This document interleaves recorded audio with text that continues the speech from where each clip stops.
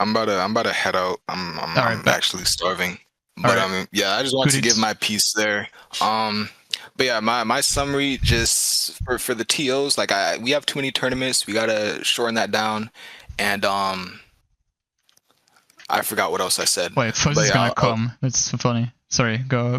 oh really? No, I want to stay now. Hold on, wait, Uh, hold on, bro. wait, Let I'm me gonna let me create a let me group chat. stay Hold on. little 10 more minutes. Little 10 more minutes. All right. Bro, gonna eat some alligator. Okay, bro. Like, Facts. yeah, I'm gonna eat some alligator.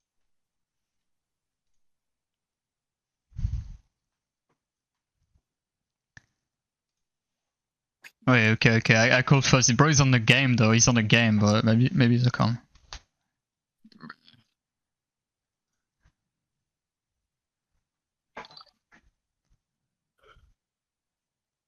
It's like a podcast. I was a player, then I was like a caster, and now I'm like a podcaster. I'm like everything. Damn near a podcast. I don't know if he's gonna come now or like in 2 minutes, but he said he can VC. Like, It's whatever. We are all waiting hours for Fuzzy's arrival. All of us. let's look at my badges, bro. Like, what badges do I even have? Yeah, it's really like it's just badges though. Like it's not anything really. Like Damn, bro, you don't even have any paddling pool, no trying cups, but you're I have training trash, cup. bro. I have one. I have one right there. Bro, you don't have any I paddling have one pools, bro. paddling pool. Nah, bro. One paddling pool, one training cup. And there's some people with like 20 paddling pools, bro. Get on their level. Ah, fuck.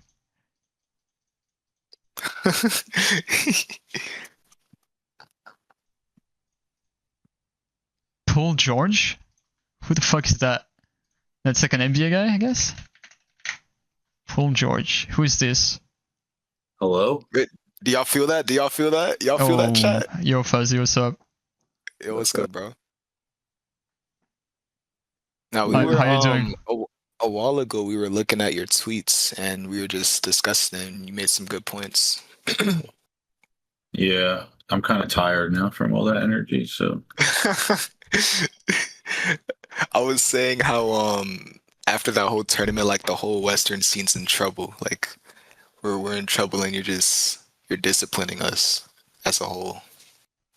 So yeah, like people in my chat were like asking me and Jordan more, like even Kyo and Kara, I think at some point, like what can we do like to actually, do stuff, right? And I mean, I think I agreed with like all of your tweets on stream, like especially when you said like realistically, yeah, like we're never gonna be able to be on their level because it's like too many barriers and whatever. But yeah, since you're like the only one who really played with them like back then, like on S1, even S2 a bit, I think. Yeah. Like what can we like what can people do like in general, like just to like in your opinion, like to elevate like the skill level in general? Because I mean you tweeted them, but maybe in voice chat, like it's better to articulate your points. Yeah, like wow, you're leaking my tweets and my DMs. I have a private account, bro. Oh. No, yeah, I'm messing around. It's okay. Because someone in chat said Satan Island Pussy Slayer, and I was like, I thought I leaked your address. Like, yeah, that's crazy. That's got to be an old viewer for sure. Like what can individuals do to improve? Like, I mean, we don't really have many good examples, but like one of the things that stuck with me that you said a couple days, that's been true. Everything I'm going to say is nothing new. Like, it's all been the case ever since the first time we scrimmed JP in Splatoon 1 and we lost 115. And we were like, what the fuck is going on here? Like, and, like, what it comes down to, like, for individuals now is something you said when you scrimmed, I don't know if you're scrimming JP. I think it was where you're like, the things that like I have to do to win in a game against JP to win one game out of like 20 games is more than I'll ever have to do to win 15 games versus the Best West team. Like when I play the Best West team, like you're like, I'm not even, you just like, I'm switch off S+, I'm playing fucking Zimmy, which you have 1 hour on total in your life, and then you just win like 6 games in a row just painting. You're like, I'm just painting the floor. And I'm like it shouldn't even be physically possible. Like if you pick a weapon off your main weapon like that to that extreme, like if Lobster picked Zimmy, you're not.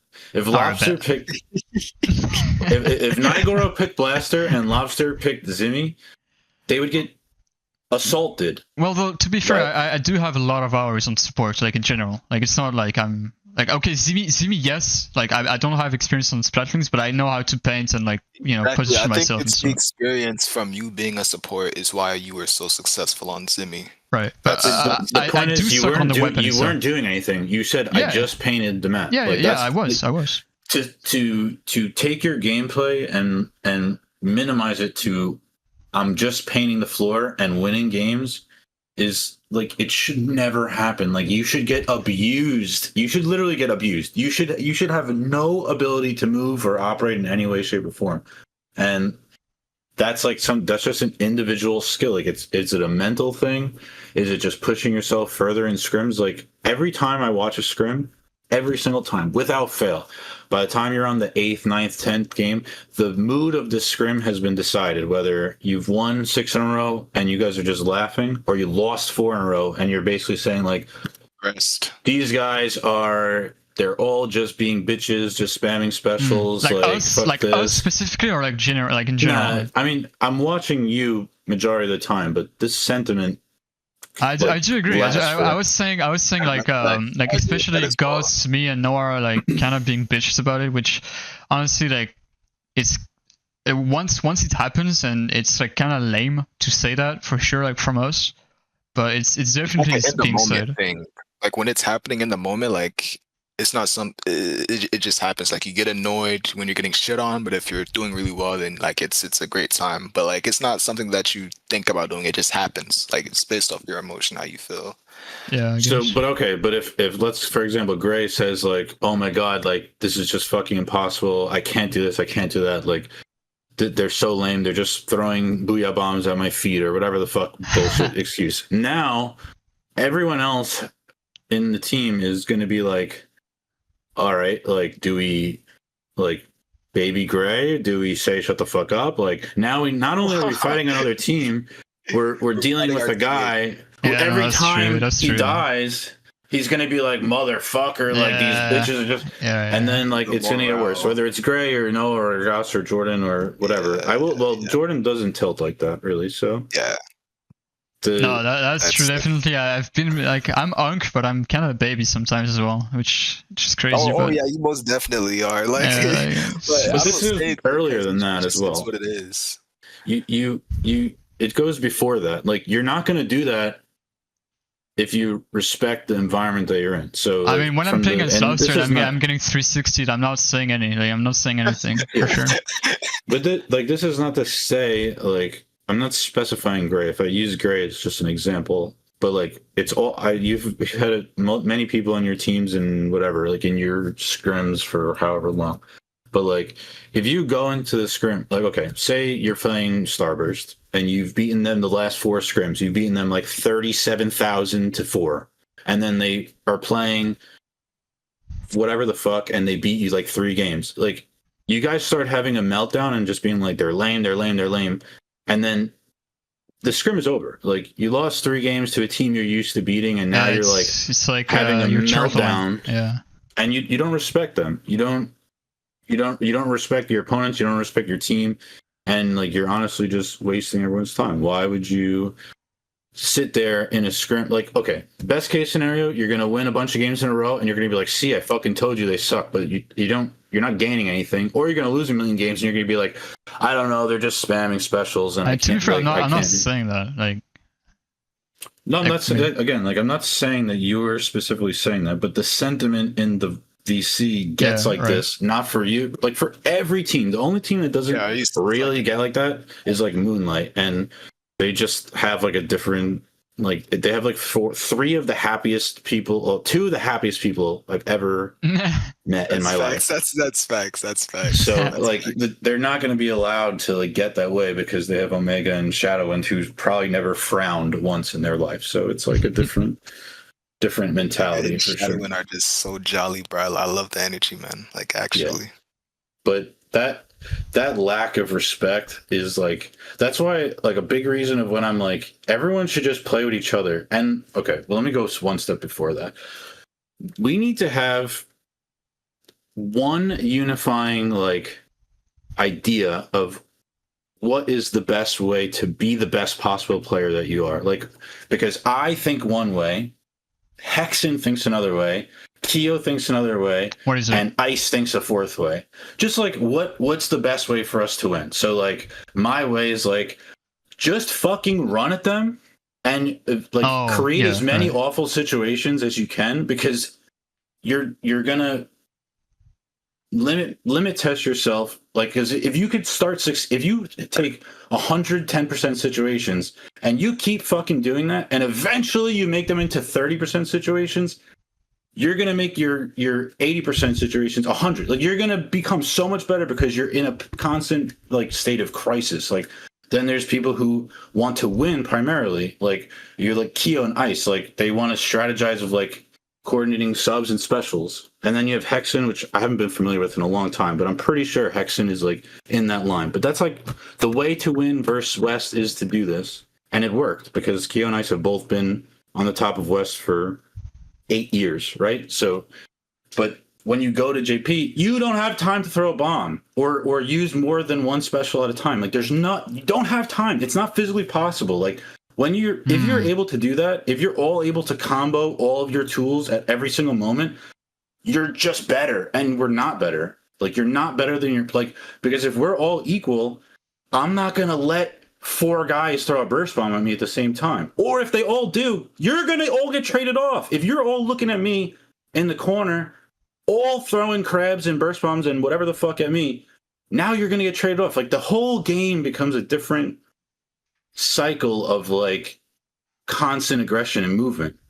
And like, I feel like in the West we've gotten, because what you said the other day when you're like, the things I have to do a game in West is so easy compared to the miracles I need to pull out of my ass to win one game versus these JP guys.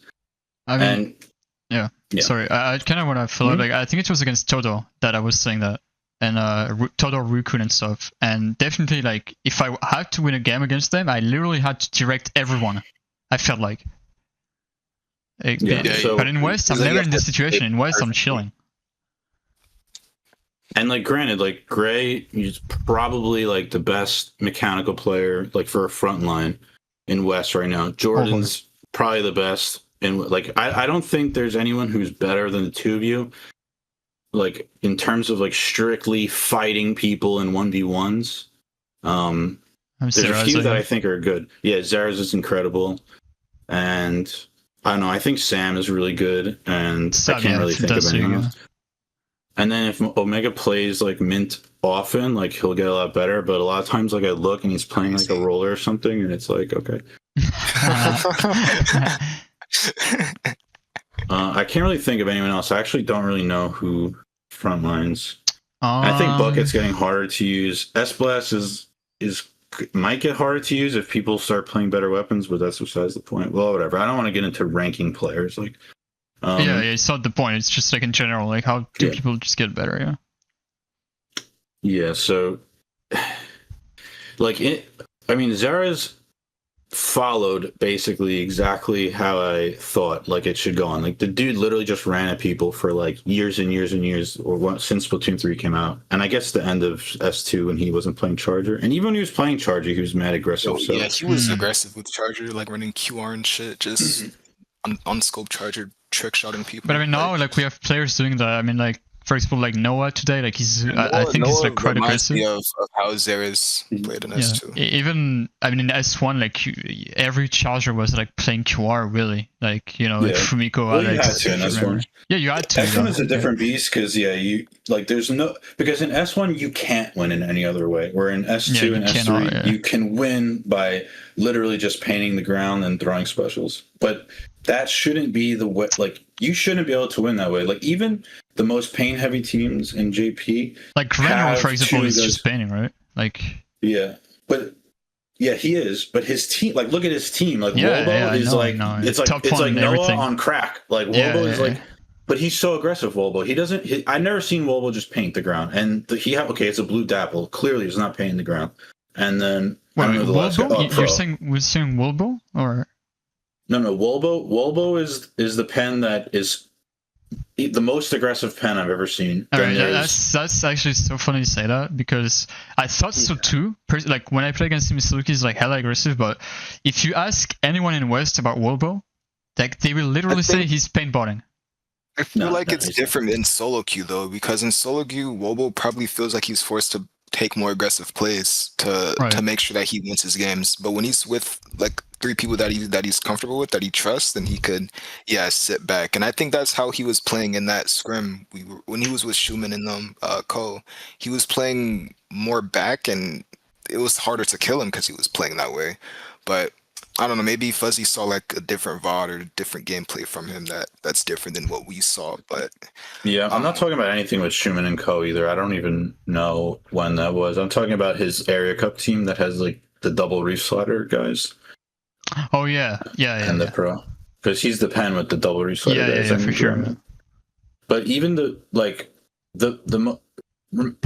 fact that they're not only painting doesn't mean that they're not painting. They're still painting more than us somehow, which is like even like it makes no sense. Even that's because they're not fighting over the zone. They're fighting over some random motherfucking place off in the corner of the map, and they're just gaining a lot of points. At the end of the game, you'll see like a big amount of points because like Nigora is playing Zimmy and he's just flanking right on Manta and going into your spawn. Like it's just like bizarre things that like a Zimmy would never do here. They would stand top mid and paint the zone because that's their job, right? So that's a totally different thing. I don't want to get into right now. Like it's mostly that the players are constantly moving forward in a way that's like pushing the boundaries of what we think is like within our rules. And we kind of know that like at this point. Like I think a lot of our players kind of are aware of that fact. They can't apply it as well, again, because what happens is when we're playing West and you're playing against a team that is like, all right, let's get our missiles and our Stingray and our armor or whatever the fuck is in this game. Let's get our crab and our whatever the fuck. I don't know. Yeah, booyah. Yeah, let's get, and then so I can't run at you because I'm gonna get stonewalled by 4 of you guys shooting me. Okay, fine, fair enough. But so we're literally minimizing our own growth because we're all focusing on the easiest way to win a game. So if we get 3 specials and we spam our 3 specials, we will probably win the game. But we're not like, because when you play against better players who have a better experience, better community, like in terms of the player skill, like they're not gonna let you do that. Like they're gonna just fuck you up. Like, or they'll let you we don't have like a very rarely Gray and I talk about this, especially when you're playing like reef slider teams. You're like, I don't know what the fuck to do. They just keep capping, and like you make a decision. Like, do you just let them cap and just win the rest of the map, or do you like just back up and like or whatever? Like, basically the answer usually is just let them cap and then continue winning the rest of the map.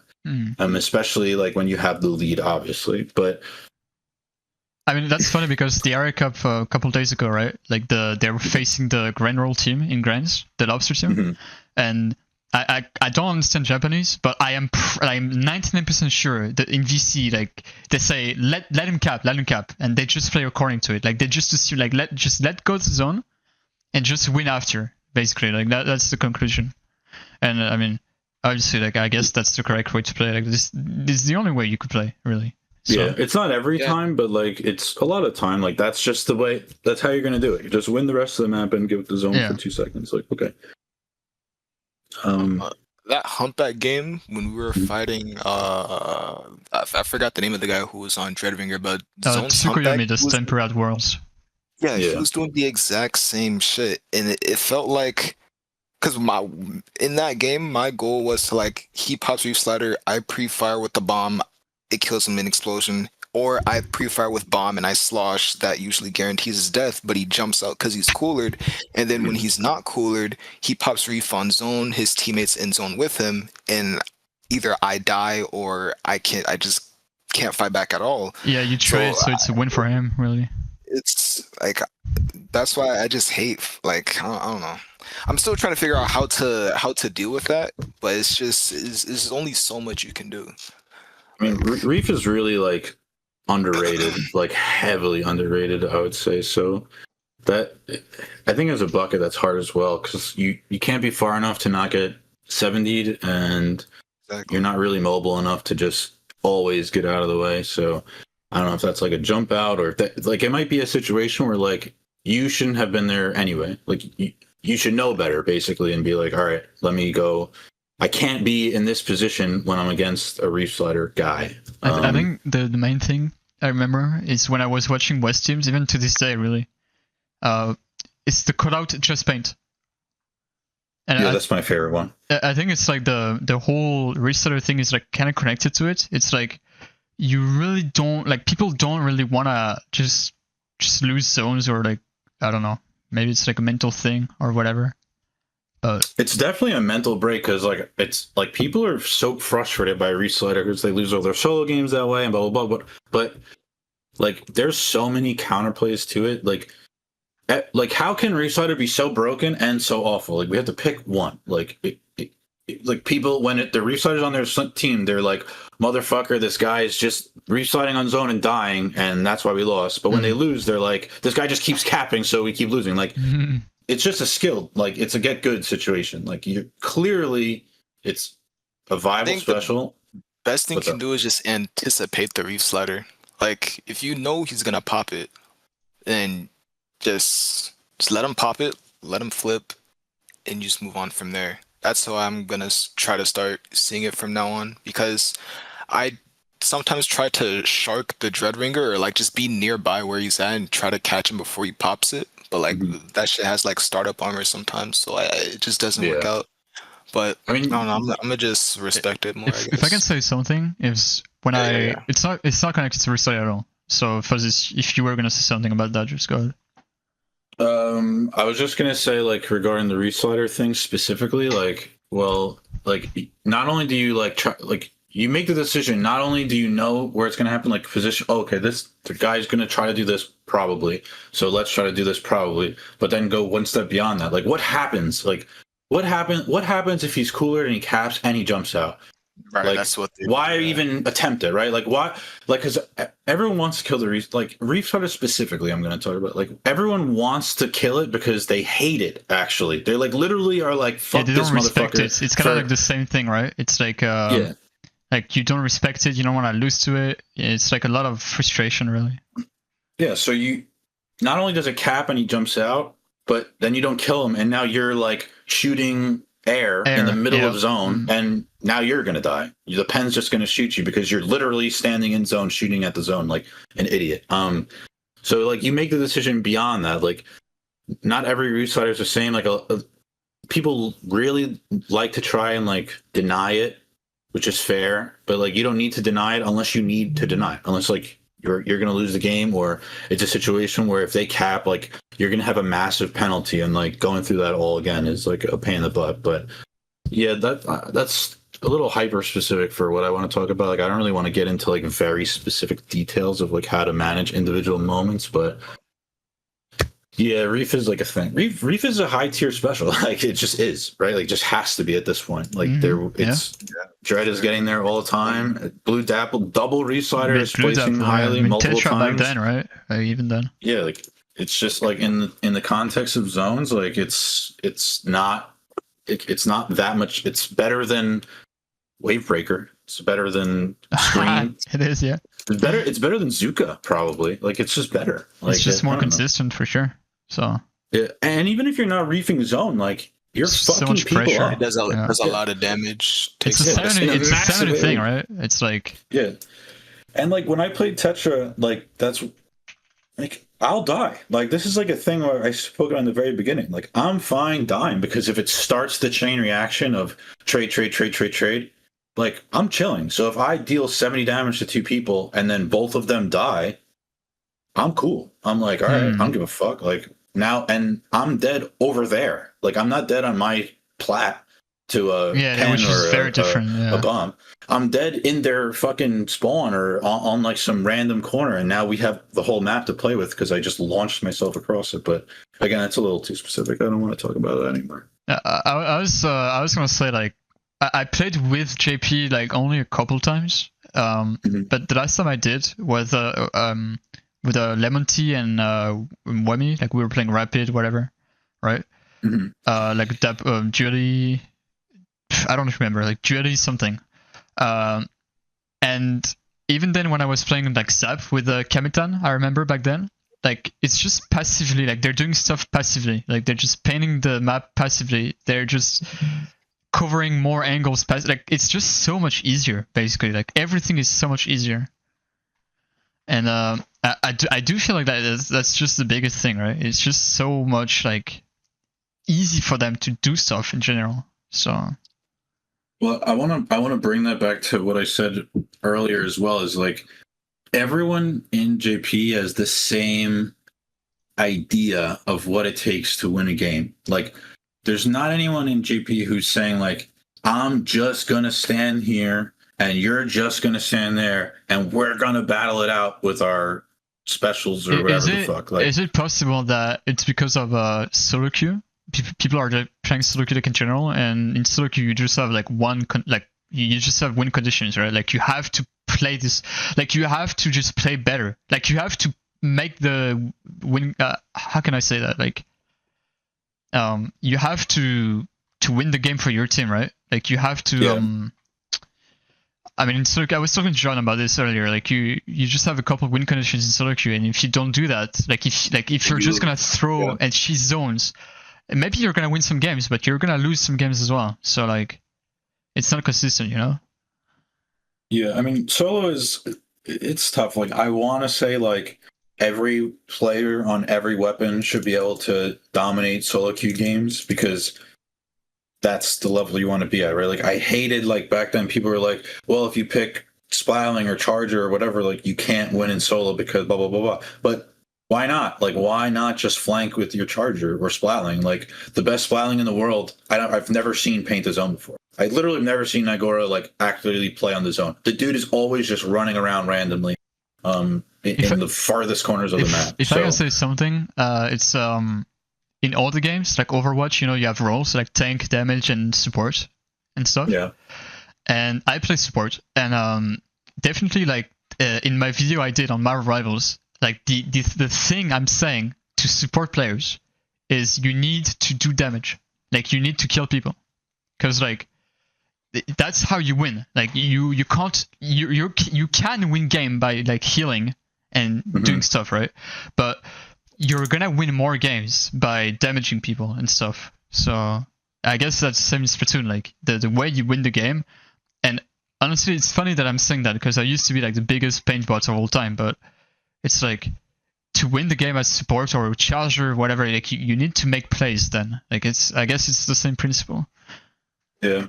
I mean, it happened truly with Jackpot where they had Jared like on support, right, and it completed the whole team because they just added a guy that was dealing damage or moving around the map that 99% of those types of players were not doing that. So it literally changed the entire dynamic of what they were as a team. And Q too, because Q has the same concept. Like the first time I played Q in Splatoon 2, like well after I retired, I was like, what the fuck is a Charger doing over there? Like, exactly, you shouldn't be there. Dude. The only thing I remember about Q in S2, the only thing I remember about Q in S2 is like she was on Black Betty, right? And she was on our zone on Black Betty, and she was spawn camping me. I didn't know that was possible. And that's the only thing I remember. And even though I had like the Splatoon experience, right, where the chargers were like playing QR and doing weird stuff, so that was very surprising for sure. But yeah, I mean that's like all the same thing. That was the best team. That was the highest skill team, like full team of 4 that we ever had, and they literally just ran at people. Yeah, right. Like, they were just better. And as they played more, they got worse because they started wanting to play slower, and like before they whatever happened to them, what they had like the Nintendo thing, right? Yeah, like before they were got canceled. Then like they were losing area cups and saying like we need to paint more, blah blah blah blah. But like it's not we need to paint more. It's like we need to do more out of everything. Like you need to shoot them in the head. You need to. Well, I'm saying headshots because I just literally just read someone say Jonas watch because the fucking Zenyatta headshotting people all the time. Jonak, exactly. I mean Jonak, yeah. Mm-hmm. But that's what makes the difference. Like, and it's actually weird because like the biggest skill for a frontline for the whole existence of this game has been like the ability to survive unlikely situations, which goes back to again what I said before. Like, not only are you putting yourself in low chance situations, but you're coming out on top.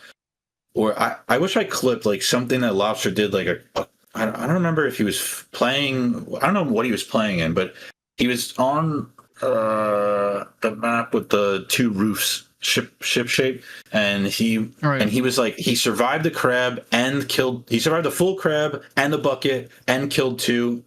And then was traded out, and like he didn't shoot an opponent for the full duration of the crab. He just lived it, and then killed them afterwards, and lived the bucket. Like there's a crab on him, top left. There was a bucket on him, top left, and then the pen was in spawn, top left, and he just lived it all. And but like that's the difference. Like when you watch Toto, like it's the difference. Like he's doing weird slashes around terrain. Like he's popping bubbles. He's like. You need to individually make all these plays that like I think a lot of people in West like don't think it's worth it. They're like, well, like I'll probably go die anyway, or like, well, like just do it. Like waste as much time as you can as a frontline. Don't worry about killing people all the time. And then the supports, don't worry about painting all the time. Maybe kill them all the time. Like you should change your ideals of like, okay, again, Toto is the best player in the world right now. I don't think I've ever seen him go better than 14-9 unless it was like a super lopsided game. Like every game he's going like 14-12, 10-13, 11-10. Like it's not about like just getting the kills and just like just dominating your opponent, because you can't, because at the end of the day, like even though I'm saying Toto's the best player, like he's not better than Lobster or better than Nigoro or better than Melon or better than whoever. Like he's just playing the best weapon right now, and he survives so long with the stupid mint and does the stupid cheap mint stuff. But again, that's besides the specific point. And yeah, those things are necessary to win, like pushing yourself farther as an individual. And I think in West, like a lot of times, like for example, like a lot of West teams, they are saying like, you guys need to do this, you guys need to do that, because otherwise I can't do this and I can't do that. And it just, the tone of it is a little different. And I don't know how to get better at that. I don't know how to have 4 people lose games gracefully and win games like constructively as well. I'm not really sure where to put people's brains into like, all right, like you won this game. Why? Like, why are you just so much better, or did you do something specific? Did you counter a certain thing? Like, well, the game I'm watching right now from the love stream, like we lost because Nagara like just like survived in 1v4 and just killed, like dragged everything and killed people in that corner and just stalled time for Lobster to kill you. Yeah, so that gives the point you were saying about Lobster and Ship Shape. Like Nagara just did it right there with Nautilus and Flounder. So Oh yes, I know exactly what you're talking about. The Nautilus was like hiding around mid, and then he dropped, and he went to like the bottom right corner of the map in the street, and then he killed one person at least. Yeah. Exactly. And also against Toto, I had the same feeling. It's like every time we kill two, but the last guys, the last two guys are like impossible to find. Like, they're just sharking, trying to give jumps, or in some like weird ass corner, waiting to stall, and then their team cleans up. It's always one of the two. Being in those like threatening positions is another good thing as well. That's like another point against like just painting zone, because if you're putting yourself, okay, say you're playing Zimmy, because I think Zimmy's like so good right now, but you're painting zone, when your front lines die, they're going to jump to you. So now this motherfucker on the other team is going to throw your ink strikes, kill you, and cap the zone. You just lost the game. Like you made the worst play possible by simplifying your existence as a support player. Like quote, like same thing with pens. Like you're a pen, you're standing back zone.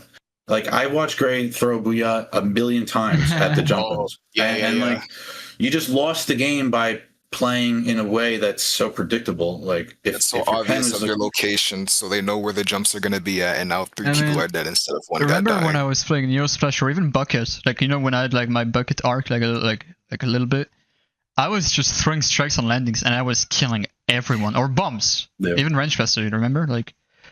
It was so easy. It's like a whole group experience. Like that's like on the front lines to know not to jump in. That's on the back lines to preemptively move away, and like not just back but to the side. It's like that's a whole, like it's such a stupid little thing, but it's like, how are we not avoiding this at this point?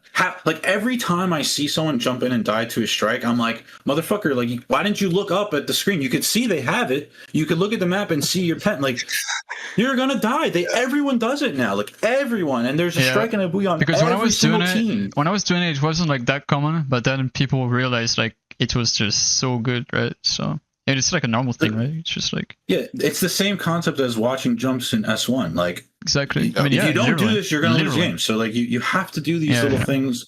It has nothing to do with like your mechanics as a player. Like just look up, like just pay attention, basically. But someone in your chat said it seems like a paradox where players both have to be more risky yet play their life to maximize uptime, and that's literally the whole. That's exactly what you need to do. You need to play more risky so that you can be better in those situations. If you never put yourself in a better, what's up? Yeah, limit test. Like if you're never in that risky situation, you're never gonna know what to do.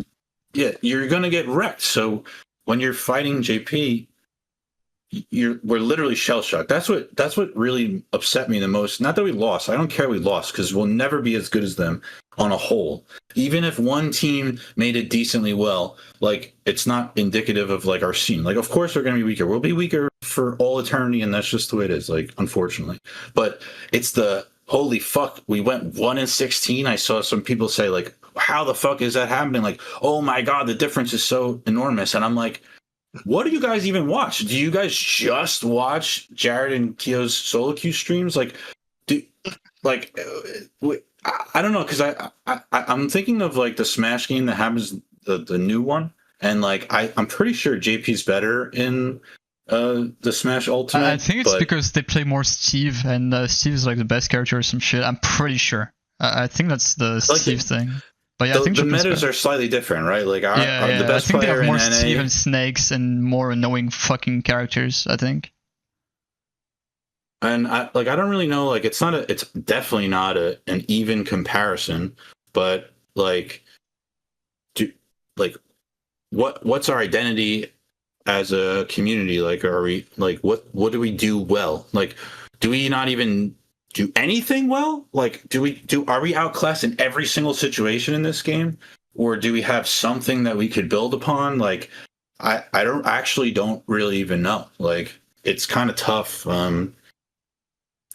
to even consider that. But again, like you're not going to get better if you play the safest way to win a game. Like finding the easiest or simplest solution to win a game is not how you're going to win, because eventually you're going to get out-mech'd so fucking hard because players in JP have no choice but to be upping their mechanics, because eventually there's only like, okay, they have like one guy they like claim is like a super genius, like mentally, like Rusu. Like they say, like Rusu's the smartest player, Rusu's the smartest player. And like, okay, he is, and he has won a lot, playing all different sorts of sports. He did, yeah.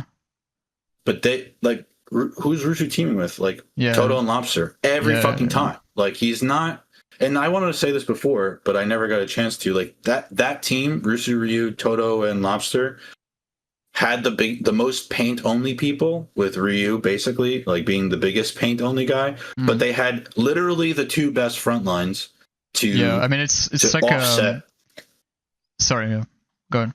No, just to like. I was gonna say it's like the General team today. Like like obviously like they have the guy painting General, but they have Naegora, fucking freak, Lobster, freak, and Raymaru, I guess he's not a freak, but he's not like a support guy, right? He's like just a good shooter player in general. Yeah, he's like a splash guy that, I mean, but he's a real splash player. Like he's a shooter player he's kind of like Jared, I would say. I don't know about like player wise, but like weapon pool wise. Like in my opinion, like Jared's best weapon all time Zap. Competitively was Zap. Yeah, like by far, because he knew how to shoot humans in the face. Yeah, he knew how to do two things. Don't know. Yeah, exactly. Yeah.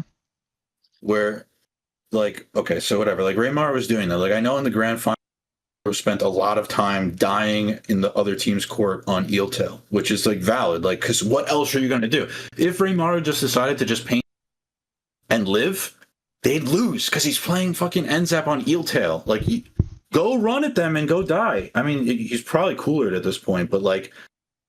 That he understood that was his role, because if it was the other way around, like it's better for Raymar to go die because Lobster or Naegora can just shoot them, or the Grand Roll can slosh them if they're on the bridge or whatever. But if they're going in and dying, Raymar is not doing a goddamn thing with NZAP, like on their repush, right? Like he's gonna get overrun. And I remember when we started playing Zap West for a little bit, and we had like a weird thing where like I guess Penn started being good, and we were like, I forget, like it was like me, you, and Bursty. We were like, every time we play NZAP, we're last alive, and we have a bunch of jump-ins, and we can't protect the jump-ins.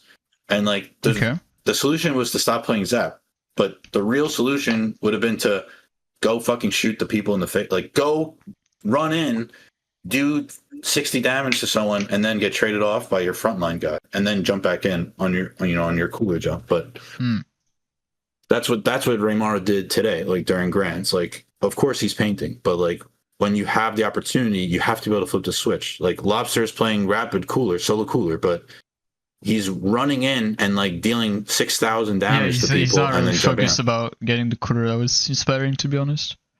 I mean, at the end of the day, you're gonna like. You have to shoot people to win. Like if one team gets 1,000 kills, like they're probably gonna win. You don't need like Mm-hmm. When the timer's going down and all that. Especially like the cooler, the solo cooler part, right? Because I know, like I was saying, for example, I don't think solo rapid is good on cooler, right? And I still kind of stand by that. But you see Lobster, like he won with one cooler. I mean, they did play Zap as well, but sometimes they were playing Splash or something else. But the thing they is, either did S+ Zap or Rapid. Like he never played Edit in Igora today, right? No, I don't think so. I think he played Mini mostly, or Nautilus. But so Lobster was like not really focused on it. But if I play personally, like I love shooting people with Rapid. Like it's genuinely like I really do like doing that. But if I play in West and I play Rapid, I feel like I have to get cooler, because otherwise like people are not gonna be happy, or they're not, like it's not gonna work. Yeah. Like, well, they're gonna say we lost because we didn't get this. Yeah. Like we didn't have they got 7 coolers with the pen. Like that's like a whole. I mean, that's like an easy solve. Like the reason it'll never get solved is again because we have like 3, 4, 5 different people that like lead the scene, like quote, like they don't really like. I don't want to put that type of pressure or status on them, but like no, I get it. Yeah.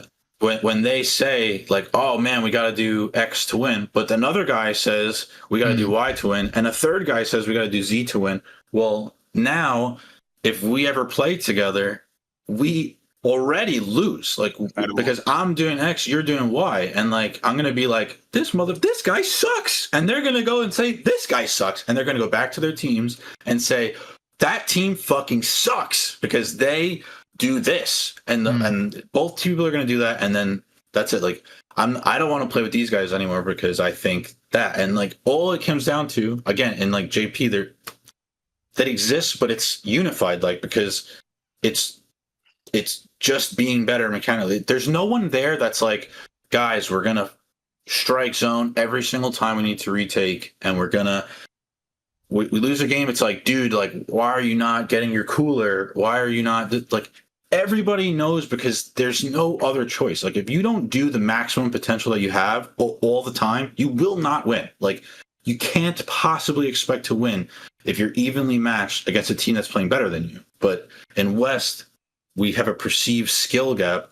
So we're like, I just have to paint zone and I just win. Or like once in a while you play new meta and they have like a brush running circles. And if you're not prepared, you lose like 8 games in a row. And you're like, I can't possibly like understand what's going on. Then you play them in 2 weeks and you win 15 games in a row. And you're like, these guys suck. But neither of those things are true. Like it's an understanding of what you need to do to win the game. It has nothing to do with the skill level of X or Y player. And the skill level will all go up if everyone has the same idea of what it takes to win a game. So if you're playing with 3... How do you get the same idea then? That's like the whole thing. Like how do you just do that? It's such an ego thing, I guess. Like in JP, like if you have like, I don't know, a player that's like, I want to win with this, like they take it upon themselves, like the E-leader guy. Yeah, they like, have to prove themselves. I'm just playing E-leader, and like it's up to you guys if you want to play with me, and like that's what we're going to be doing. Like, so the E-leader dude, like he was doing 3,500 in TC, and now he's doing 3,500 in zones, I think, and then he just got second place today. Like clearly, he's doing showed something like that works. Yeah, it's possible. Yeah, it's insane. And yeah, he's showing that it's absolutely possible, but it's not. He's not telling people, guys, like you have to do this, and the guys aren't telling him, like, dude, you have to get off leader. Like we can't win. Like they go in saying, what can we do with this comp? Like how far can we push this? Yeah. So when we're playing here, first we swap weapons a lot, which is bizarre. Like you like Grey swapping to Zimmy, like is not something that should happen. Like that's not a reasonable expectation in JP. Like that would never happen because it's such a different skill set, and now you're changing like so many things within the composition and the ideas that you guys have, whatever. But like I mean, I don't know. There's I don't really know how to perfectly explain it. That like in JP there wasn't a dude that just stood up and said like, guys, we have to do this, and that's the best way to win the game, because the best way to win constantly changes, but there's a respect of like what occurs when a team beats another team. Like if the double Reefslider team won these 2 tournaments, they were so close. If they weren't fighting the best possible players on the best possible weapons, like they would have probably won, right? Like if they had like even I think both sets are 3-1, but 3-2. That's not the same.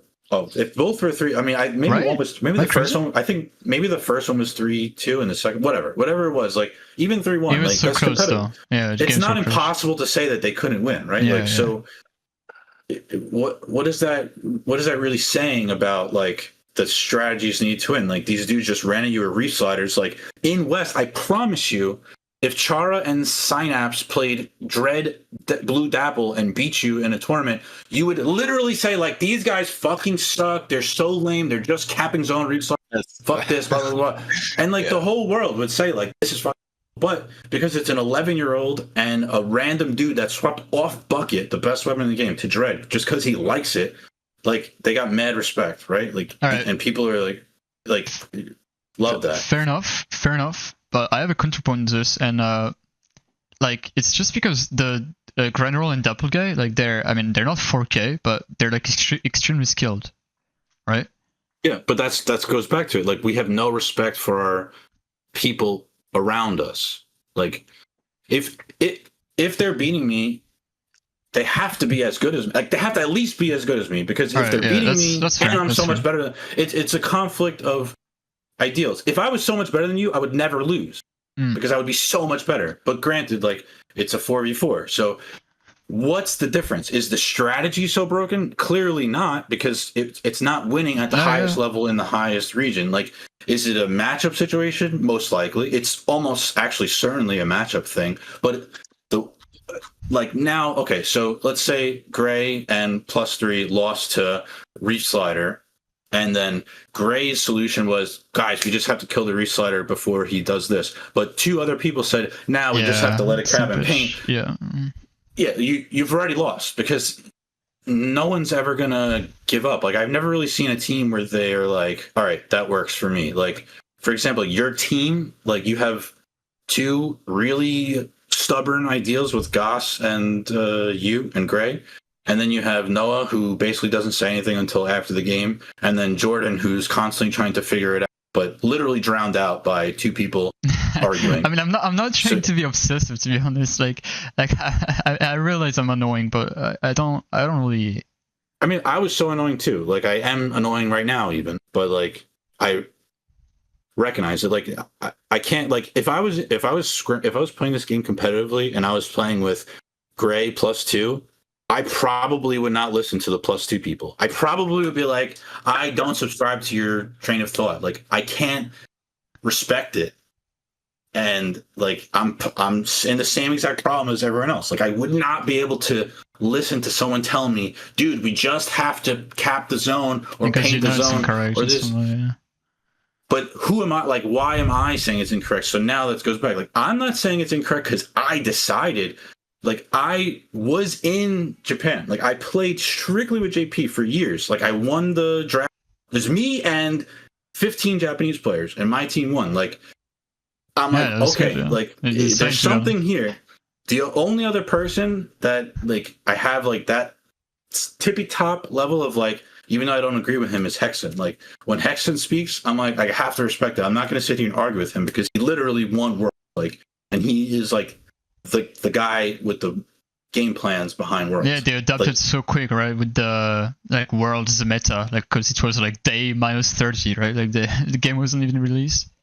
Yeah, so I definitely, like, I have to respect that. And then, like, so I'm also part of the problem, like, in that way. Like, I could not sit there and just accept if someone told me we just have to cap the zone or get our specials or do this or do that. Like, I don't want to do that because I know if we fought JP, we would get our asses kicked, like, because they don't have that style doesn't exist. They're going to get their specials and recap and blah blah blah, but it's a function of the flow of the game. Like, they're going to cap with a bubble or a strike or a Reef Slider or a Zuka or whatever the fuck occurs at the time.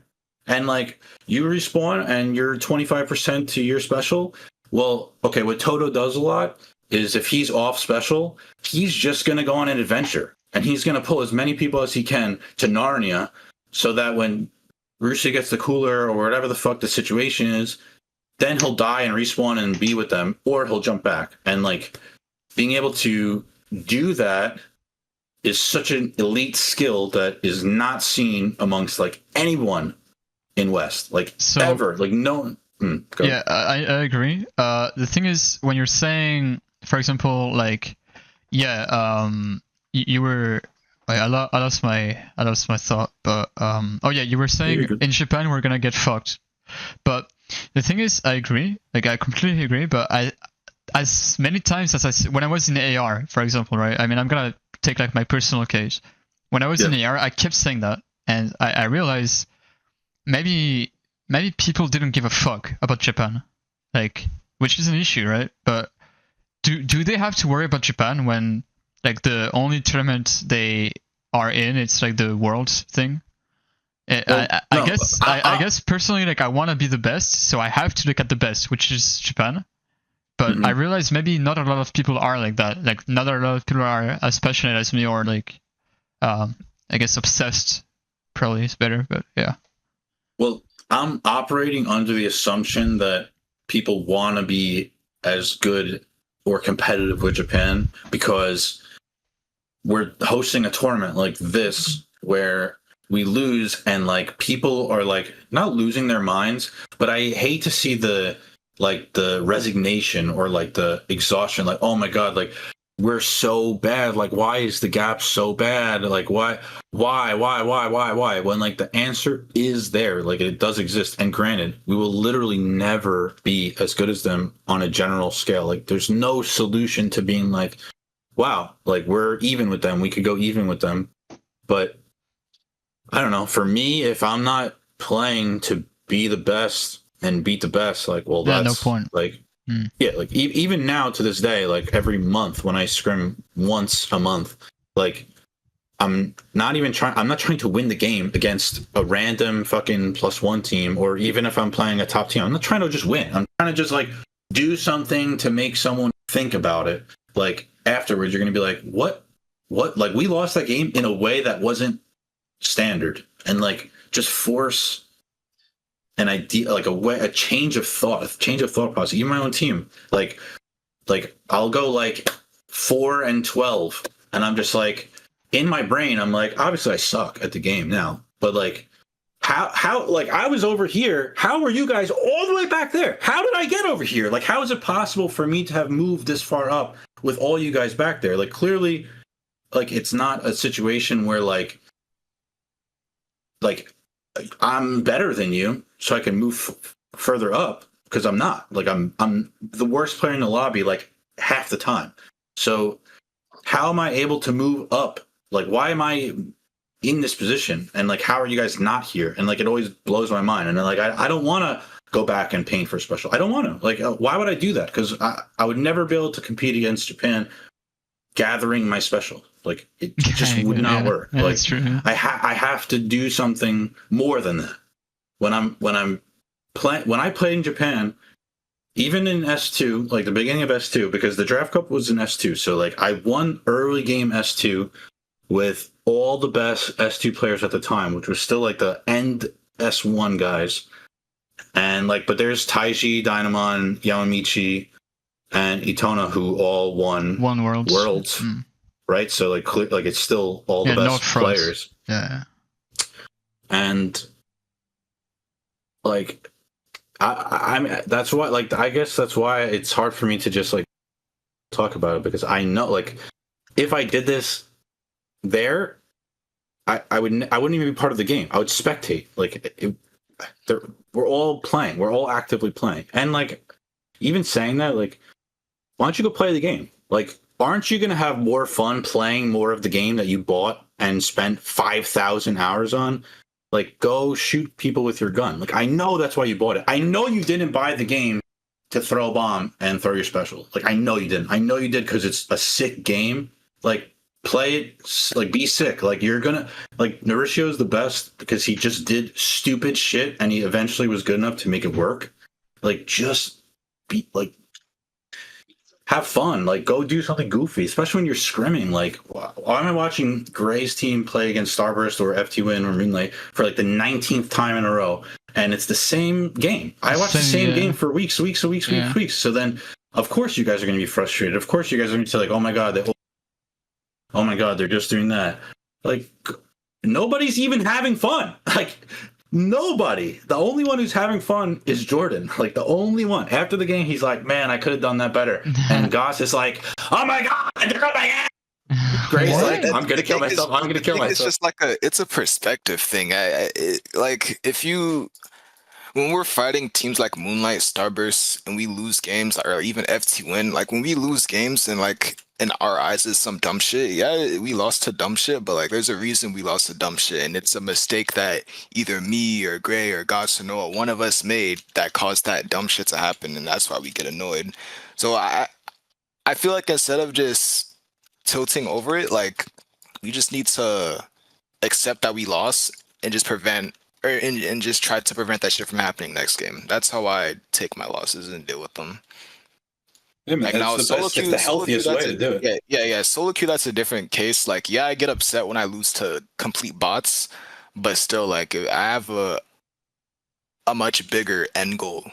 So I don't benefit from just tilting or like just going off at stuff that I can't control. And personally, like even if I how can I say, like even if I like say like dumb stuff in VC, like realistically I'm always thinking about how can I, you know, be better and stuff, right? Like Right, yeah, it's just like an in the moment thing. Like it is what like, it is. I mean, Like it's just a personal thing because like I mean, I don't know, when I was playing support, for example, I'm not really that mad when I play support. Like I wasn't really mad. I think I only started being mad when I started playing frontline. And I'm not sure if it's because like I'm more involved in the game or because I have like an ego or whatever.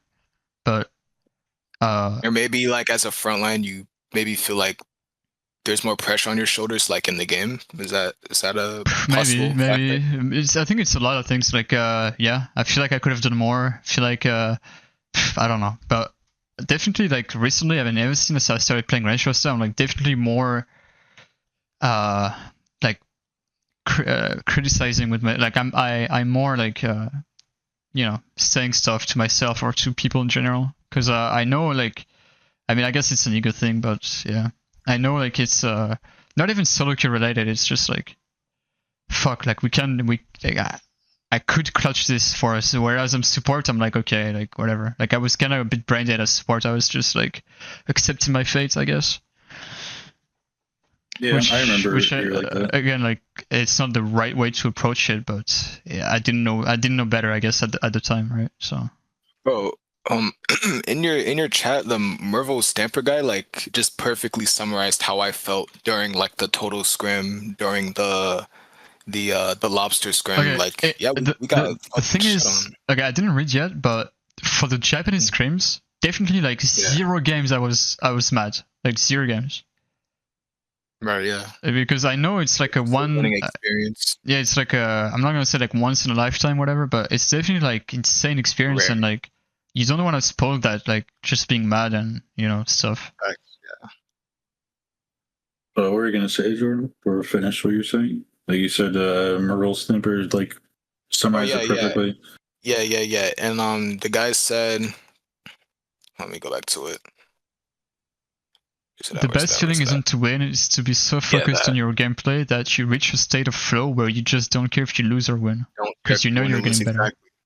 Like that's how I felt. Like yeah, we won 3 games, cool, fire, but like I genuinely felt like improvement personally, like each game. Like, and that's really all that mattered to me. Yeah, you get used to the pace and everything. Yeah, for sure. No, 100%. I mean, yeah, it's for sure. I mean, I know for a fact that like a huge part of that is like literally that, like for Grey specifically, like you respect what you're about to go. Like when you fight JP, you're like, these dudes are the pinnacle. So like, if bullshit happens, like okay, they're so good. Like that's why. Yeah, I mean, yeah, I think it's 100% spot on. Like for example, General. I mean, I respect the guy because like I've played against him in solo queue. I know he's real. Like I know he's real. Like everyone I know they're real.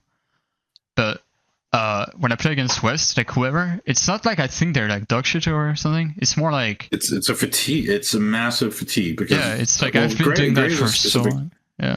Yeah, you have a specific case as well with like switching from support to frontline and all that, which is like a whole extra situation where like you're like, wait a second, like this is like I'm better at this than I thought, and I had been taking care of people who didn't respect me like in terms of the game, and then now that I'm doing it, like I don't need the type of babying that I felt like I needed to give my team when I was a support player. So it's that's like a totally like crazy different situation.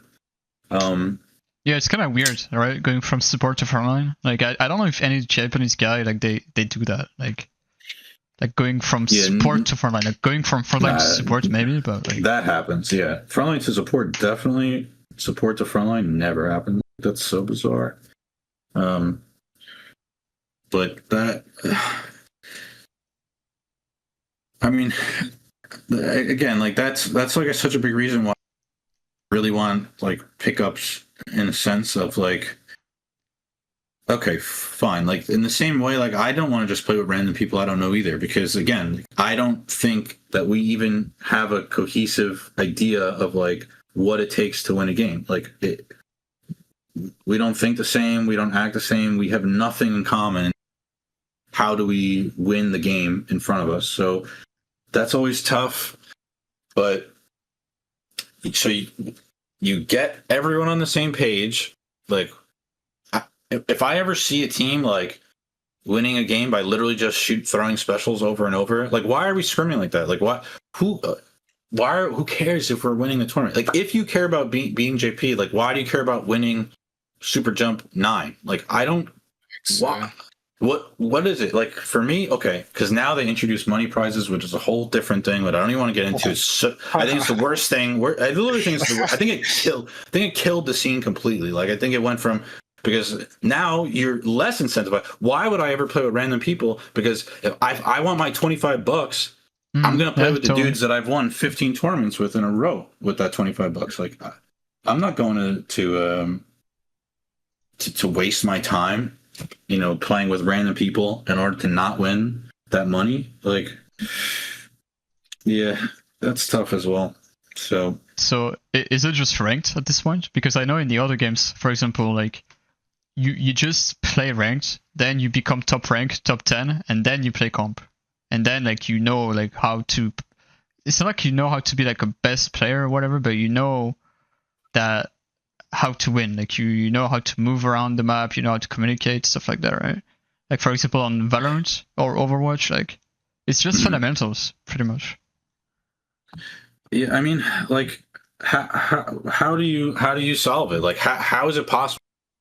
The best player, like, because of what you just said before, like, do people even care about winning I do not know. I don't know. Yeah, like, do they care about beating Japan? Like, if they don't even care about beating Japan, well then why are who? Well, I mean, cares? that's why I'm happy like with my current like pickup, and I wasn't before. It's because when I like Jordan and Noah, like I know Noah especially, like his only goal in life is to beat Japan. Like he just wants to do that, right? And like I know they want. Do your opponents do that? Like, do exactly. Do they want to beat Japan? Do Starburst want to guess all of them. I guess all of them sort of do. Like I mean I know Kyo wants to. Us, F2N and Starburst all want to beat Japan at some point. So then you can't do you can't have the same scrim for 3 weeks straight leading up to a tournament in Japan where like it's gradually getting more and more degenerate to the last scrim is Gray playing Zimmy and shooting 15 Zugas a game and saying, wow, I just won 6 games in a row. Literally just painting. Like we started at a certain level and we got worse. It got worse. It got so much worse. And like, but I guess even these people don't know. Like even me, I don't know. Like I mean, again, like I've done everything I could do. Like I played solo queue, I got top 10, I got fucking 35 XP. Like I don't know, man. Like at some point, I just don't really know myself. Like. No, I get that. Like I don't think it's so outrageous that I think it's totally valid that you feel the fatigue that you feel. Like, what more can I do? What more do I really need to accomplish in this game to show people that like I'm the best or that like I could win these games? Because for Grey specifically, like you had to win in West first because you never won. Like you're always like getting second like forever all through S3, right? So like winning finally was a big step in the first place. But I don't know, like. I know for a fact, I don't know for a fact, but from what I see, all these teams care more about winning Western tournaments than JP stuff, which is fine because there's 100 there's a million Western things. You're going to Worlds based on how you do versus West, not how you do versus whatever other team. Yeah. So that's all fine for sure. Like I'm not gonna sit here and say like, how do you got like that's so embarrassing or whatever the fuck? Like that's all fine, totally fine. The problem is like when do you make that decision? How do you decide like I'd rather lose a little bit? And like granted, like don't get it twisted. Like if you play more like if you play in a way that makes you want to beat JP teams, like I'm pretty sure you're going to be able to beat West teams. Like you might have a dip. Exactly. I mean, JP team like fucking rolled West. So my goal was like, how do JP teams just completely dominate, right? It's not like they win, they fucking dominate, right? Mm-hmm. So if we play like them, like we're gonna win West and Japan. So like let's do that, right? Like it's two in one. Mm-hmm. But of course it's like hard because like you really have to be so good, right? Like yeah, I mean, like, and that like at that point, is it really possible to do that? Like maybe not. But maybe not. Like maybe I mean, you just start winning I've tried everything. my best for that, but it's like I mean, I guess the thing I could do is like a guide, like telling people how to do stuff, but I don't know. Like it's kind of awkward to do. Like I don't know. It is. It definitely is. It's tough to just decide, like, you know, like I'm gonna do this, and then we're gonna be better, and like, because the only person that ever did it was myself, right? Like, so I played JP, I came back, I took you, Ice, Keo, Bursty, and Erza, yeah, and then we just like entered tournaments with like random comps, and we're winning, and like that's the like. If you can't do that, we won the in-season with Dynamo and whatever the fuck, Triple Blaster. Triple Blaster. Do you think we could do that today? Triple Blaster, and we won with Triple Blaster, and we won with Charger, Dynamo, Double T-Tech. So like we were just that much better, right? Like because we did some like, was that a better comp? I don't know, maybe, but like we were just that much better. So. Clearly, no one is that much better that they could freestyle and win tournaments. I mean, the double bucket thing, again, like, I'm sorry, I always come back to bucket, but I mean, double bucket won in Japan, and I feel like every time, I don't know, I feel like a lot of comps, like, could just, you know, be like freestyle like them. Not necessarily double bucket, but we could do a lot of fun stuff as well. Yeah. I mean, the teams that won today, but the top two teams are weird. Neither of them had a pen. Yeah. One of them didn't even run a cooler for some of the games. And the other one had Rapid or Zap for every map. Yeah. Like clearly it's possible. And like, am I going to say that Lobster and Agora are so much better? Yeah, I'm going to say they're so much better than the E-Leader team because they have two of the best players. They have the best two players on their weapons, bar none. And then they technically have the best Dread. And then that's everything, bro, for that lineup. Like this. And then like a top 10 shooter world. Maybe top 5, because there aren't really many left. So, you know, they're playing the top 1 leader, and then I don't actually even remember who. Oh, they're playing like a top 3 S-Blast and Sumaru, and I don't know who it was. Sumaru is not a top anything player off Squeezer. He was a good Squeezer, but that's it. And Squeezer is obviously dog shit now. So. And who was the last player? Sumaru, Kazato, the leader. Yeah. Manu bucket. Oh, Munya the bucket. Munya, like right. Probably like the 4th or 5th best bucket. You remember he was the guy playing no QR. Yeah, he still was today. No QR. Yeah, I think he was playing QR. Yeah, there was a skill guy. Yeah. And what does the third team play? They played Edit, Shot, or Splash, and then S-Blast and Mint. So 0 of the top 3 teams played Pen. Rusi did play Pen, and the losers. Losers. Okura played Pen a little bit too. They both. Oh yeah. Both players play Pen sometimes. And it was like I think it was like a strategy thing because they got fucked against them, I guess, like in winners. Yeah. So. And they used Pen on like Crab Leg and shit like that. Like yeah. So, yeah, fair enough. But so top 3 teams, none of them had a Pen. They're 2 buckets, 2 S-Blasts, maybe 2 Zimmies, or 3 Zimmies. I don't remember. It was a lot of Zimmies, but it was because they were being counterpicked on Urchin every map, so the guy was playing Zimmy basically. Well, so okay, it was Nigora 1, and then Sumaru used Zimmy sometimes, and you know Kuro wasn't top 3. Oh, was top he? 3, sorry. No, he wasn't. He was. Yeah, I'm just talking about top 3. But like, yeah, like you could. I mean, it's possible. Like when the best, what's the name of that team? Egoist was winning. Like they didn't have the best. I mean, okay. Egoist, I have a special story with them because, you know, I was doing the Senku Major with Atomic at the time, and the Jordan Gray is smiling so hard right now. This is so cheap. Yeah, I could hear it. I could hear it in his voice. You just No. love. You're the biggest fanboy. You have Yeah, a shirt. for sure, I'm the biggest fanboy. But I was gonna say I played with Atomic Squeezer RB, right? As it got nerfed, and we got shit on. Like, fair enough. But then the egoists, they play on the same patch as me, and they play with Squeezer Range Raster, and they just fucking win. So like, wow, like that's insane, right? Like, Yeah. like obviously, like Lobster and Chocopero are way better than Atomic and me on the respective weapons, but it's like. Yeah, so I mean that's an example. Like, Better. Like, you know, those guys are the best, right? Like, so those guys are the best, clearly. So they're able to win with a subpar comp. Like, no one in West is so much better to do that, because no one in West can even win with the best comp, except for your team right now is winning pretty consistently with the best comp, right? I think. I don't even know. Like, have you guys gotten second recently? Nah, I only got first, like, on Splat, like, ever, since 2025. Personally. Okay, so you get for 8 months now at least. Me, like you guys and Jordan won the the last NQ major, and me and Noah won the last 2, and we won Super Jump. So I guess that's like 3 majors in a row, I guess. But I do think people improved. Like, I mean, Starburst, F2, and Moonlight, like, they're both improving on their like own terms, kind of.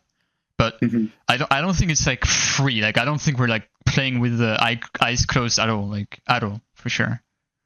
It's people are getting better, I think.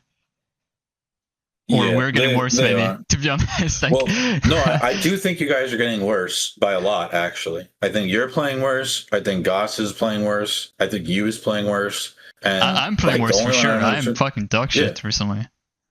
Yeah. But it's because I'm fucking bored. So, like, every time I play, I'm just not really enjoying myself, to be honest. Yeah, so that's why I'm saying, like, at that point, like, like you guys have to do something different, like switch something up, whether it's yourself, that's why I picked Zimmy. I was like, I bet I'm just gonna paint and just fuck off, you know, like. But I mean, like you did that in a scrim the day before the tournament. Like, that's just insane, I know it wasn't right? good. I know it wasn't good, but I feel like we would have gotten worse if I kept S+. Like, we needed a break, like, to chill, you know. Yeah. You guys need a break for sure. Like, that's what I'm trying to get at. Like, you need a break, and your whole team needs a break from each other. Like, I think it's so fatiguing to have expectations, and when you fail to meet the expectations, it just keeps mounting up and up and up. Like, because all right, day 1 you guys are beating Starburst, F2N, Moonlight, whatever, 15-0, right? And you guys are laughing, blah, blah, blah, blah. And then day 30 you guys are losing, and you're 6-7, what is possibly going on? Like, what is? I think this could be falling back into that whole system player talk that me and Gray had a while ago. I think we might potentially be falling down that route. No, I don't think we're system players. I don't think you and me are system players, to be honest. I know that, but I'm saying that, like, Fuzzy's saying that, like, he's suggesting that we, like, take like a break and I think we might potentially be falling into that system player route, is what he's trying to say. Yeah, do you know what the system player is, Fuzzy? I mean, you got, like, that's what every Western player is, like, that they play with their team, and then they get so used to it that, like, anything else like shell shocks them. Like, he was saying, he made a point how, like, JP, like, you could see Lobster play a tournament with, like, anybody. Like, pick someone up straight out of solo queue and he'd win with them. That's just because he knows how to play the game properly. It's not that he needs to have, like, Toto or Rentana to play. Or, like, he doesn't need Negor on his team all the time to win. Like, he just knows how to play the game. The people he's around with knows how to play the game, and they just win. And I say Lobster, but, like, he's the best. But anyone, like, no one, like, even the liter guy, let's say, like, the liter guy doesn't need, like, Itokuchi specifically or fucking Sumaru. Like, he just needs himself, you know? Like, And I mean, you guys are literally just proving my point. That's exactly what I said. Like, I'm not disagreeing. I'm just saying, like, no, for sure. But, like, I'm glad, like, because that's exactly what I'm saying. Is that, like, people here literally are like, oh my god! Like, the biggest example is, like, F2N and Biscuit, like, because Biscuit's not playing the same weapon, right? In Splatoon 2, Biscuit dropped like 25 kills a game. Very good. Stupid honest. So, like, if you go off of that, if you sub Biscuit in with any other player, F2N would have a crisis, right? Because they have so many kills. It's so built, not around him specifically, because their team was the best.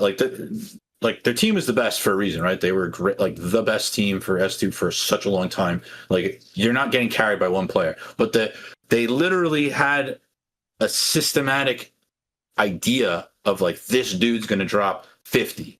Yeah, And fair enough. if you take him out of that, what happens? Well, we don't know because it didn't happen. Doesn't happen ever. Did it happen? Well, did it happen? Did they disband or did they disband before that? I actually don't. Did they? Was Biscuit Did and they disband when Starbucks during the Shaq Whistle quit? Kid? I don't Wait, know. Well, I don't remember. Like, I don't remember was either. Starbucks winning or F2? Who was the best then? Like, was it at different times? I'm talking about Splatoon 2, Yeah. like beating. Kyo said we stopped playing when Shaq But played. wait, but I Biscuit think played when with Shaq Shaq? stopped. Yeah, the best F2 team I'm talking about in Splatoon 2. Oh, was with Ice first, and then with Biscuit. With Biscuit Wait, sub so for who was Starburst? Bran, Ice? Starburst was Jared, Ice, Ant, Bran. I don't know who the last one Bran was Starburst for sure, but that Starburst wasn't winning every tournament, were they? No. F2N was the best. Oh, whatever. This is not a history lesson. The point was Biscuit was the best player. Like clearly the best player. It was a melon. This guy is the best player, and it's not really close. Close at all, yeah. It wasn't close, to be honest. So the whole point of that was just to say, like, if you removed him, they couldn't possibly function the same because he did so many kills. He did a lot, yeah. Mm. And he's just an excellent player all around. But whatever. Like in this context, like you have the top one player, you have Lobster, you have Toto, but like for example, Toto won with Lobster, and then he beat Lobster, then he won with Tiramisu, he won with Rentana. Like it's exactly what you guys are saying. Like it's exact. Can Gray win without Jordan? Can Gray win against Jordan in grand finals? Is there a third play? Like yeah, I mean, we don't know. We'll never think really know because it doesn't get. Yeah, I agree. Yeah, like no, this is a. I'm not asking. It's just a rhetorical question. Sorry, like, my bad. what's the situation that happens? Like, is Gray lost without Jordan because Jordan knows how to strike the zone in a specific? Like, does Gray not have to worry about capping zone when Jordan's? Does Jordan not have to worry about killing 19 when Gray's there? Like, are they good enough to do this on their own? Of course, like you guys are the best two players, but now both of you are going to sit in your team and be like, these guys are worse than the guy I was with. It's such a bad mindset because the players, we intrinsically don't respect the players. And again, it goes down to like, not everyone decides winning the game. Not everyone knows how to win the game in the same way. There's so many people that just want to recap zone and just paint the zone and not die and not move and hide in a corner. And you will get your ass fucking handed to you against better players. But in West, you could win that way. So it's like an impossible solution. I mean, for me, like, I played like one tournament against Noah, and like for sure, when I was like, we won with it was me, Jared, Gus, and Jordan against Noah and three more. I don't remember who that was. But I was playing Zap because I mostly like dog shit on pencil. It was Noah, Volti. Oh yeah, you swapped Zap. Pickup, right? You swapped Zap and painted top mid on Umami for 5 minutes and won the tournament. Yeah, it was Noah and Volti. I mean, yeah, but like when I play against like Noah or like Jordan in Ace, for example, like it's for sure like more interesting because I don't really play against them at all. Yeah, like it's besides refreshing. those like events, right?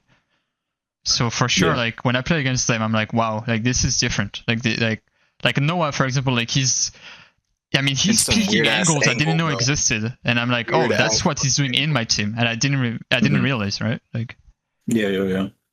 And like for JP, like Egoist won whatever tournament like they were practicing, and then they instantly disbanded. They're like, all right. GG's guys, like they don't keep rolling Arrow Cups or like challenges. So yeah, because they don't need to win $15 at the weekly. Like they're playing for the love of the game. Like they all love the game so dearly. Like they're literally just playing with random players. They'll win 2 or 3 Arrow Cups, swap comps. Like they don't need to. No update happened. Like you could just keep running like Pen, Toto. Yeah, Pen is just Toto. Yeah. And just have the best team, and like sure, like you're gonna get top 2 like almost every single week, and they're not doing that. Like why? Like what's the difference? Why do we have F2 and Starburst like name teams that have been around for years and years and years and years, functionally the same players. I think you're spot on with this, like with the Japanese thing. Like for sure, it's insane. They literally don't. They literally disband. They literally win 2 tournaments and they're like, peace out. Like I know Area Cup has their own rule, but I think Area Cup changed it because they have like the new like repeat winner reward thing. Like you get the badge or whatever for Area Cups. Oh, I didn't know that. They used to have a rule where if you win like 3 or 4 in a row, you kept to stop, because I'm pretty sure like in Splatoon 2, like Rusu Ryu, Rentana, Show just like won like 1,000 in a row. Like you couldn't do anything. And someone here said that people complain you don't have teams. Like that's totally fine. Like, but you could just swap. You could just swap it for players. Like you could just root for players. Granted, we don't really have big streamers in that way or that are that public. And like people don't want to stream their scrims. Like I get all that. Like it's easier to root a team. Like I totally understand that.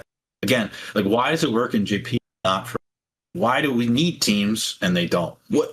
What is the difference? Why are they okay? Why do their players? I know obviously their scene is 100 times as big. That's why they have 100,000 times as many followers. But why did the JP fans say, fuck, I wish these guys were a team? Like when they have a team, they're big fans of the team, and when the team disbands after 2 weeks, they're like, that was a fun ride, like I support this dude for his next team, or I'm like whatever happens, like they just enjoy it for what it is. Now granted, I don't speak Japanese, I can't read Japanese, so I don't read every single tweet that potentially happens that probably some teams to root for like a lasting interest, but I don't understand why it's such a big deal here. Like, it makes no sense. I mean, to me. I was saying earlier that I think whoever the fuck was, whoever the fuck was complaining about teams, I think it's kind of poisoning the scene. Like, we don't need teams. Like, we need more pickups, matter of fact. Like, we need more people, like, winning, more people being competitive and stuff.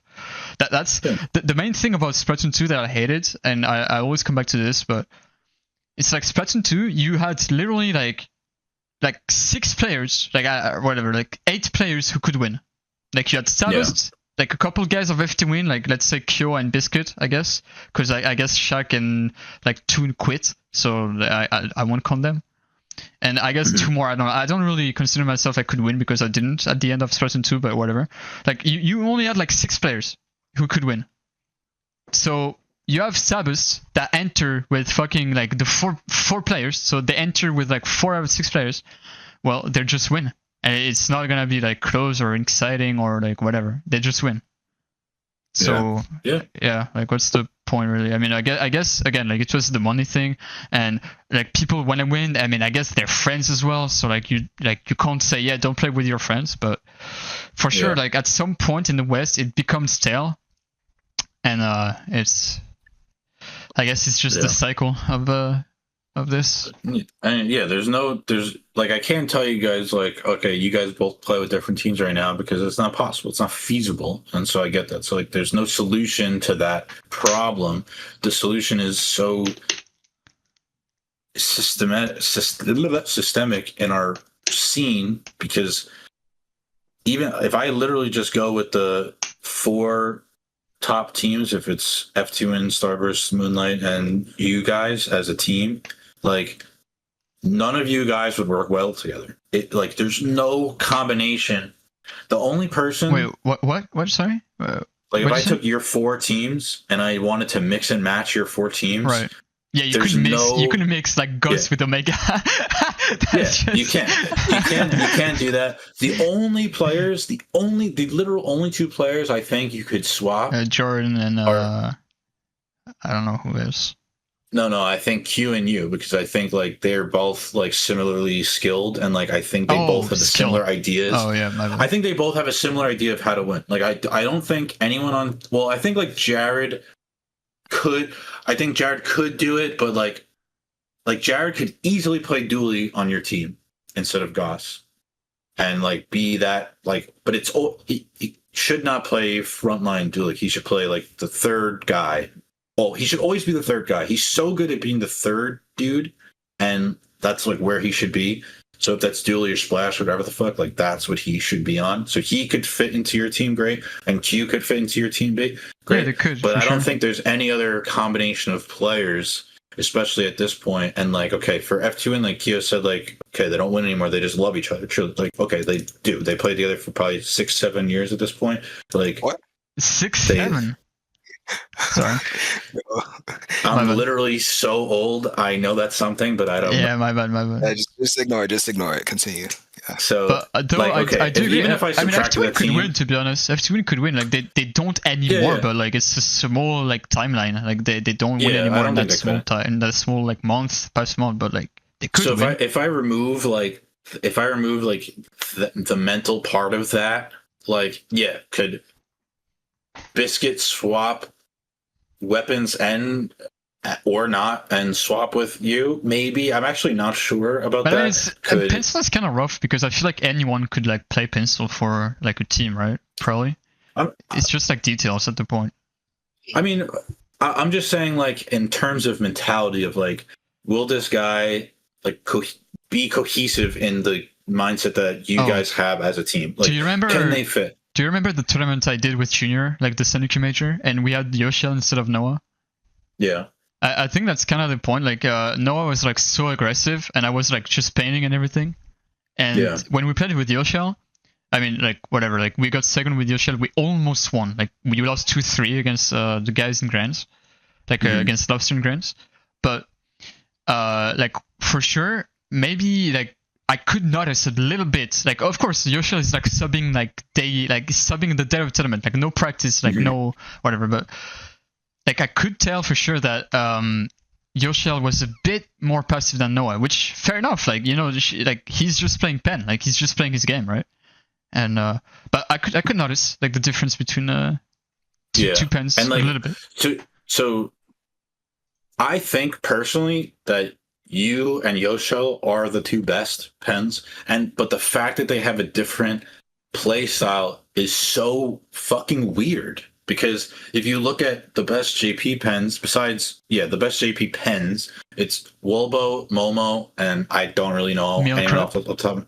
Mealcrip. They all do the same bullshit. They all do the same fucking bullshit when they're just killing you at angles and positions that you're not even thinking about. They're trading you, they're flanking. Like, Momo's flanking. What? How are you flanking me, dude? Stop. Like, it's so irritating, but it's so good. Like, it's like it's such a difference maker. Like, the first time I watched Wolbo, I don't know if it was a scrim or soul or whatever. I know we talked about him already, but he like opens on Brine Water and he just drops left. I'm like, what is this motherfucker doing? Like, you stop and like, stop trolling, kid. He kills two and jumps out. Like, all right, like, wait.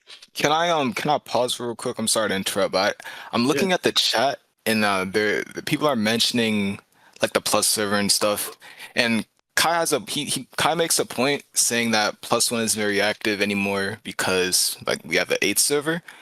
And my opinion on that, the way I see it is that think about the reason why that 8th server was created. Because the people who are at the top who are winning, I mean, there's a lot of people who just recently got added, but originally when that server was created, the people who were at the top who were winning, they wanted good practice to eventually beat Japan.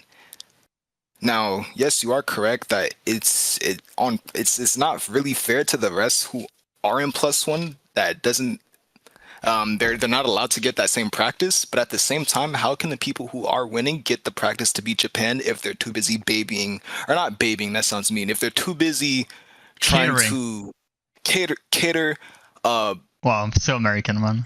Risk their practice to baby. No, I'm just gonna say it, to just baby the people who are not in that 8th server. Yeah, cater. Like, that's just how it is. Like, it sounds mean, but it's just how it is. It's always been like that, though. That's been like that since the dawn of time. That's exactly how the original +1 got created. We were tired of playing with people that we thought were not as good. And like, is it like that's like literally the whole root of the problem? Like, are people like, okay, granted, there's only like 3 teams that could really win. Like, I don't think Moonlight has ever won anything. So even if I take them out and put literally just 3 teams and then like add 1 or 2 more players, like how do you like I was in a position. I was the first person in +1 to say like nobody should be in this server. Like it should literally just be whoever I decide is in the plus server. And that like, was because, the original plus server. I was doing a history lesson with Jordan. It was like just a friend server. It was you. I mean, it was Fuzzy and like like Alex, Erza, like me, and I don't know, some Banana, some others. I mean, you might not know like them, it was literally just like a group to just pick. It was actually for JP scrims. Like it was just a group for us to get together and do JP scrims. So honestly, like I agree. Like I understand your point of view. You go. I was gonna say, someone in the chat said, I think everyone can agree with the highest level having +1, but +2 and +3 aren't needed. I agree with that. I feel like in another universe where it's just +1, I feel like that could be more healthy for the community, because if +1 maintains that status and image of being, for top players, that's going to inspire more players to want to become top players and get that skill so they can be in +1. Like if I'm like a noob, if I'm like Div 7 and I say, oh, my goal is to be in +3, I'm going to grind to reach just a +3 level and be satisfied and be like just done with that. You feel me? Like I don't think you should even consider +3 as like a goal. Like that doesn't make sense to me. I mean, you don't really. Okay, you could definitely have +1 because that has always existed. But like, I definitely agree about +2 and +3. I think +2 and +3 should not exist. I think it should literally just plus everyone else, because none of you guys are winning shit. So you're all bad. Like unless if you decide that's your own peak, great, that's fine. But like then you don't need a server to tell you your peak that you're in, right? Like if you don't want to be the best. People do, because people don't really rely on XP, like solo queue XP shit, So just play, you could just play a few games and just figure it out quick, right? Like there's enough. Okay, there's not enough people in +1, but surely there's enough people in +19 to have a scrim where you don't really know each other and then cancel it after a few games because, like, okay, bet like skill gap here, but maybe not. Like, that's like such a bizarre ruling to have. Like, it made sense in the beginning, I guess, because it was like literally like +2. Like, okay, if we can't find a +1, we'll go to +2. It all originally was for the best players to get a fourth player. Like, literally, that's what's +1. Like, we're 3, we need 1. And then it was like, all right, make +2, because it was like, we can't find anyone in +1, so let's go to +2 and see if there's anyone good. But now it turned into like they're completely separate entities, and they're all like self-governed as well. So like that's its own issue. Where like I think +2 had like 10,000 or 15,000 players, and +2 has like 12 players, and +3, or is it the other way? +3 has 12 players, and +2 has 30,000 players. Like the entire state of Texas is in +2, like the whole population. But that's neither here nor there as well. Like, I mean, I'm looking right now. In +3, you have 146 players. In +2, you have 67. Yeah, that's. And in +1, you have 73.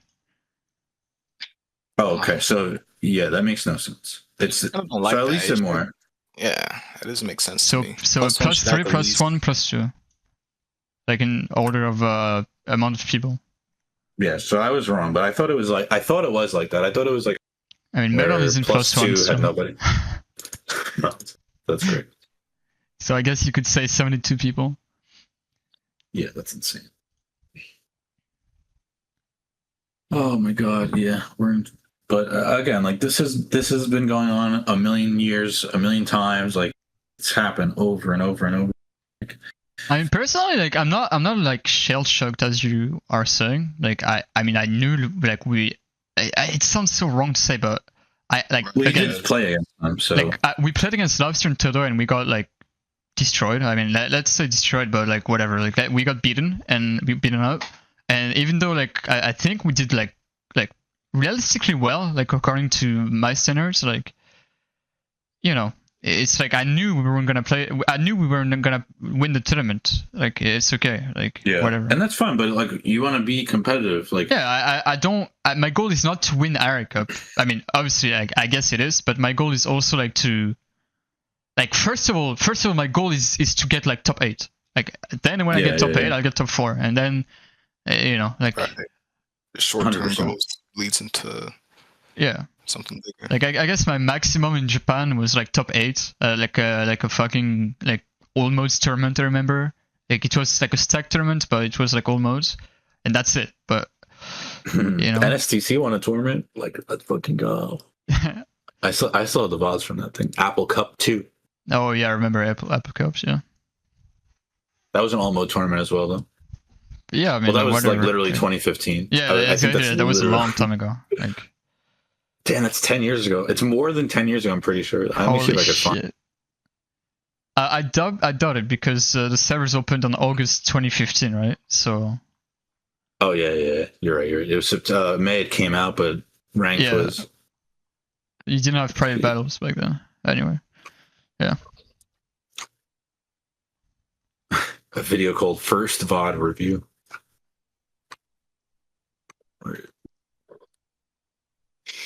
Yeah, so I mean, I'm going. Like, I don't really know how much to talk about this. Like, it sucks. We suck. So what's like the conclusion?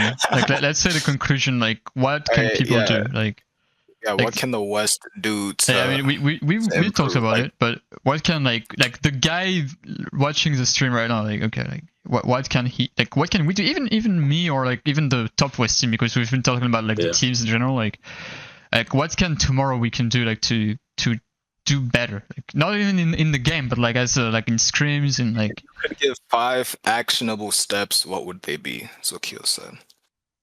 Yeah. 5. I don't know if I could have 5. Like, I definitely can't just say 5 things, or give 5 steps. But it depends on who you are. Like, because there's the top level people. So for top level people, you could individual level. You could try to get into JP scrims on your own, and like, do not ask top players to JP scrim with them. Like, yeah, you're gonna get skill gaps. Yeah. You're gonna waste everyone's time. You're gonna be a burden. Maybe find like some random JP scrims and just test your skill and do whatever you have to do. But so top players, you could do that. You could pick up with random people versus random people. That's probably going to be a waste of your. Some guy is asking, what could TOs do for the community? I guess we talked about the players. Like, what could the TOs do? Like, do you know?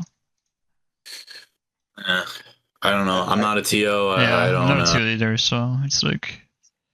I guess Jordan maybe more saying we need to like erase something, but it's not something that like a specific TO could control. But I feel like on the Sendu website, tournaments are just oversaturated. You have a bunch of gimmick. Remove 90 of them. Yeah, remove like 90% of tournaments that are on the website right now. For example, like, today we have 8 tournaments. We have Happy Bee 1v1. 80 tournaments today? No, 8. 8. Oh. We have Happy Bee tournament going on right now. We have like literally Happy Bee 1v1. We have a tournament with 6 teams, a tournament with 5 teams, a tournament with 16 teams, 4 teams, 27 teams, 26 teams. Yeah, that's stupid. I would remove the skill limit tournaments as well, because like for me, like, I don't know, unless you want to be the best of the worst players, which is fun, like that's what you want. Like some people, that's what you want. Like some people might want that. Like you might know, like, okay, like you might be a dad or a mother and like not have any time, or just enjoy it casually. You might want to be competitive with your friends and like feel a sense of success. But like the fact that there's skill cap tournaments that have like 100 teams or some insane things, and then real tournaments have like 20 teams, it's like I remember in S2 there was this series called SAC, Splatoon Amateur Circuit, and then Lowing still goes on to this day. I don't like, I'm kind of 50-50. I don't know if tournaments like those are a good or if they're a healthy or unhealthy thing for the community. No, I think because it's Sorry. what? No, you go. I was kind of done there. I mean, in the other games, like let's say you play Valorant. I'm sorry, I'll come back to the other games because that's the success of the other games, right? They're like esports and competitive. But you don't have like a Valorant tournament for like silver players, Like it doesn't exist, right? Like you just don't, because these silver players, like they're just gonna play in silver lobbies, and like they're not gonna improve, and they're not gonna like, or they're gonna waste their time or something. Yeah, I mean, I guess these I tournaments exist, but it's like such minor parts. It's like, I mean, it's almost like a meme thing. It's like a content creator thing when it's like silver only, right? So yeah, you don't have that. It's only like competitive, like whoever's the best win, but like actually the best at the game. Like, well, okay, I don't know if there's any player that ever like started at low ink and is now a top player. So if there is, great. If not, I have no idea. Like again, like I don't think those tournaments are like such a terrible thing, but I think like it. Oh, Bagel was. Okay. Yeah. So you have Bagel. So one player, and Bagel is definitely like a freak of nature player. Yeah, so like, that makes sense. Like, yeah, he's actually a freak. A very special case. Like no one had like, which is fine. Like that's still fine. Yeah, and, it's like, cool if it works. Would Bagel have been as good just playing solo queue? Because I know at least 2 players just from solo queue, which, well, one is Bursty, because I literally got fucked by him in solo queue and like was like, what is going on here? OG aimbot. And then, I mean, I know Jordan played, but like you didn't get to this until you hit 9,000 XP in solo. Like, so like you dominated solo so hard that like you forced people at the top level to play with you, and then you like seamlessly transition. But I think you played before, like competitively. but I was pretty ass. Well, for Jordan, like we asked him to play because we needed the bucket, and we're like, okay, there's no one except like this random guy we didn't know, right? Like there's no one except this random guy, Jordan, and like yeah, like let's ask him, right? But yeah, I mean, if you didn't get 5k6, it's not like we wanted to be carried or whatever. We just needed like a good player, right? And like I guess if you didn't get the high XP, like we would have been like, yeah, okay, this guy is like, I don't know, he's just like a solo queue, like random guy, like whatever, man. Yeah, Jordan, I vouch for you. Weeks I was vouching for you. For weeks, I'm like, great, just fucking play with him. Like, what's the worst that could happen? Because I did ask him after Fuzzy told me that for like 10 times, and then you said like you didn't have time or whatever, so... It's just at that moment. Yeah, I did not know that. That's crazy. Fuzzy did vouch for you, for sure. I think he's the first guy that vouched for you ever. So you know what I said to him? I said, "Great, I'm playing this guy in solo queue. He is the first bucket that is fucking me with the gun. Like his gun, he's so good with the gun, and like there's no reasonable way you should be so good with the gun because you're playing like no glaze, so but like, you actually are. Like I see you flicking and doing the fucking stuff. It's like wow, like you know." So I literally that's what I was telling him. I'm like, great, like he could shoot his gun. Like if he was beating me by painting 1900 and throwing 8 ink strikes or like throwing bombs on my feet, like I'll be like, don't worry about it. But he's shooting me and he's killing me a lot. So I think he's pretty good. Yeah. And yeah. No, yeah, that makes sense because I guess I wasn't respecting NA that much because I was like grinding JP at that time. And but of course, like 5, as I said before, like 5k6. Yeah, you have to be doing something right. Like you have to. Was it 2 different seasons? Did you hit 5k and then 5? Yeah, I had 51, 60 one season, and then the following season was the 50. Oh, really? Wow. I mean, yeah, it's even crazier to be honest. Yeah, that is like it's so impressive. Like so for you, like, and you, all the things we talked about. Or what you did, like you dominated solo in every aspect. You went like 14-3 every game with like 6 strikes, and you won all your games. Clearly, like you clearly won all your games, the highest XP ever, right? So, anyone who like there is a pipe, like people could literally see, like oh, and like you're not using splash or whatever the fuck, like you're using bucket, which has a pretty high skill, actually a really high skill cap, and a pretty high skill floor, like. Okay, it's the best weapon, but like nobody's using it. Nobody's playing it to this level. So like what's stopping someone from using any other high skill weapon? Because like every weapon, blaster, anything. There's a player in JP to correlate with every single weapon at 4K plus, right? So it's not impossible. And like there is a person who did it, right? Like there's a person like you did it. You hit 5,600. Like I don't need you to hit 5,600.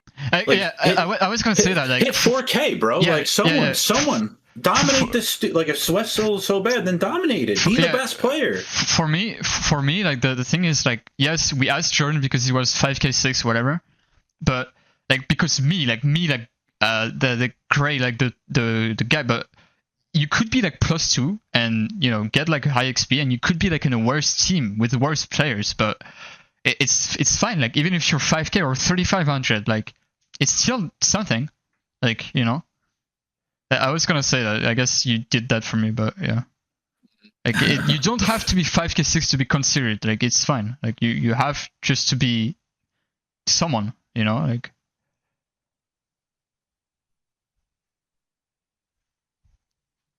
When going back, I remember like damn near half an hour ago, we were talking about the play style of JP compared to West and how they have that run in your face play style. I think excuse me, I feel like a big reason why people in West don't do that, majority, it stems from lack of confidence in their skills and what they can do with their weapon. Like I feel like in order to be one of the best, you need to have like a little bit of an ego, like when you play. You do. It's just competition at the end of the day. Yeah, but the thing is, you need to have ego when you play. Solo queue gives you confidence to move around, and even if you lose in solo queue, then whatever shit happens. You're with randoms. Like okay, who gives a fuck? And that's why I was saying, I said it before you were live. I think it was like yesterday. I was saying that maybe everyone should go through some sort of solo queue arc, like for a month or like just for a season. And just grind that shit. Get your mechs up. Get your like game sense up. Like, if you can't dominate solo, like how can you expect to win a tournament if you can't dominate solo? Like, because in order to dominate solo, you need to be good at every aspect of the game. Right? You need to be able to shoot people. You need to position. You need to be able to. Because you're playing with shitters, even in JP. Like because people say like. Obviously, JP is better on average, but if you're a Western player and you're stuck in 2,600, but if you're 2,600 XP, like these fuckers around you are the same XP. Like you're not better than them. If you say I'm better than them and you're not better, if you would have a higher score if you were better than them. I mean, like, on my Marvel Rivals video, I'm sorry I keep coming back to this, but on my Marvel Rivals video, I have many players in the comments that are saying, but my teammates are not doing that, so I can't do that. And I'm like, bro, you need to like do that yourself first. Like. Yeah, that's exactly what we said. That's exactly what Jordan said. Like you become a system player. Like if you're playing, that's what I can't stand about the teams in West, because you have your team, you're used to your team. You're like, okay, this guy does this guy does this. I rely on this for the play solo, and you. Oh fuck, I can't do this. I don't even know what to do. So let alone play a JP tournament, then you're getting your ass railed by a team this team's not even making top 8 in JP stuff, and you're getting obliterated. You're like and like to the point where you're like, what the fuck is going on? I don't even know what game they're playing, because it's totally different than what I've been playing for the last 3 years of Splatoon 3. So it's like it's not impossible. Like it's truly not, because a person born in Japan doesn't have a Splatoon 3 injection in their like, and okay, they're going to play against better players. They will be better on average because there's more players, more involved, all that stuff. I get it, but it's not to say that there's nothing stopping us from reaching that level on an individual scale, at least to be competitive. And again, I'm really saying that because I did it. Like I literally did it. I literally play with JP all the time. Yeah, that's why we value your opinion about this. Like you're the only one who literally did it. Yeah, and like okay, first of all, it was the most fun I had in the game by far. Like nothing even compared. The only thing that compares to it was coming back from JP. Literally, like I was fucking backpacking through Europe, coming back and being like, "Yo, dude, I got the key to success for this game. Entering tournaments with my friends here and just winning with whatever the fuck we decided for that week, and then recycling it. Like that is the most fun I've had by far. So it's not impossible. Like I didn't care about winning anything in West. I didn't care. It made no difference to me. I did that after S2, and like there was rumors of like official leaks happening and shit like that for players and blah blah blah blah. But that's besides the point. But which never happened, obviously. But like, it's not impossible because like, there's no way that I'm the best player who ever played Splatoon. I'm not. Like, I was even old when the game came out. I was 20 when Splatoon 1 came out. I'm 30 years old. Damn. 30. Damn. Wait. Like, I mean, there's shit, in 2015, there's some people who were 7, 8, 9, 10 years old. Like, you guys can be so much better than me. How are you not making me feel like I'm an old man? Like, you guys all fucking suck. If I can be competitive with you, that's if I can be competitive, 30, bro.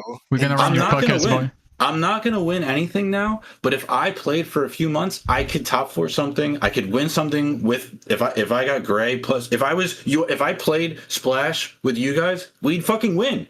Like, and that's what's so frustrating. It's so frustrating to me because how is that possible? Like, you guys should be playing 3v4. Like, I don't play the game anymore. I'm working. I have arthritis in my hands. I'm 30 years old. I've got arthritis. Please. It's so embarrassing to play the game and be competitive with people. Like, I feel so bad. Like, why? Like, how? There's no way I'm better than you guys. There's no way I have better video game skills because I'm not the best player at any video game. Like, stop. Like, just be better at the game, please. I want to be embarrassed when I play the game. Like, because when I play a scrim and I'm going like 6 games in a row, I'm just like, I don't even feel like anything happened. Like, I feel like I'm the only one playing. I feel like I'm the only one who leaves the scrim. I'm like, that was pretty fun. Like, I played Splatoon, but I went 4-12 against people who threw like 19 ink strikes. Keo said you have the Splatoon gene. It's in you. I do. I mean, I love the game truly, deeply.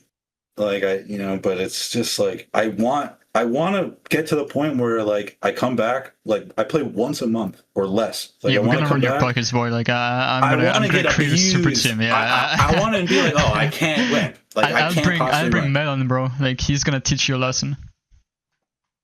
I can't. No, that's the worst thing. Like, when I play against JP, like, it's like my third eye opens and I like feel so young and I'm like, oh, this is how like we're supposed to play this game, and I like level up to it. But yeah, it's possible for sure. Like, especially like these young kids, like, and I hate like, oh, I have no time. I know you have time. Like, you're up all day. Like, I saw Sam tweet like, man, it's so hard to play on 3 hours of sleep. You're 12 years old. You can go to sleep at any time you want. Fuck. Like, you don't need to do it. That's no one's fault, brother. This is no one's fault. Like, are you fucking kidding me right now? But please, dude, please. Like, I know for a fact you guys have time. You're on summer vacation. Yeah.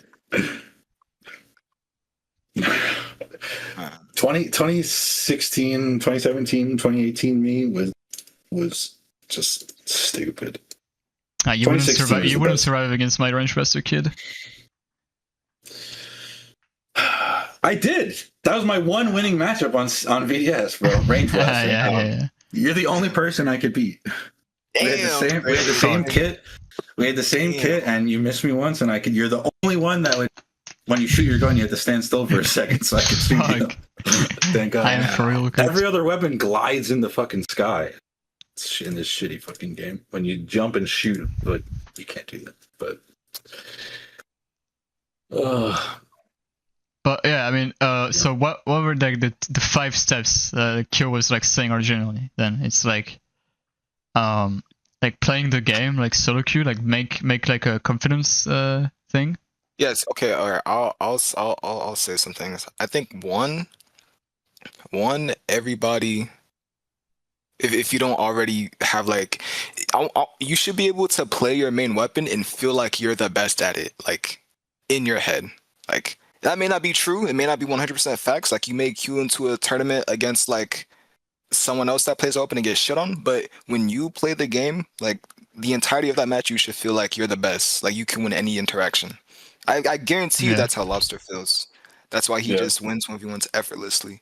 So you need to have like ego with your weapon And I said you could build that by like grinding solo queue, but however you build that ego, you need to develop it. You need to have it. You need to feel like you're the best at your weapon in your On lineup. every weapon too. Like you're playing Enzap, like go shoot people. You're playing Zimmy, go shoot people. You're playing Pen, go shoot people. Like you have to go fucking kill them, like above all else. Because at the end of the day, like you're gonna be in a situation where if you don't kill the guy in front of you, you're gonna lose the tournament. Like you need to be able to win that interaction, and it doesn't mean necessarily just shooting them at like you.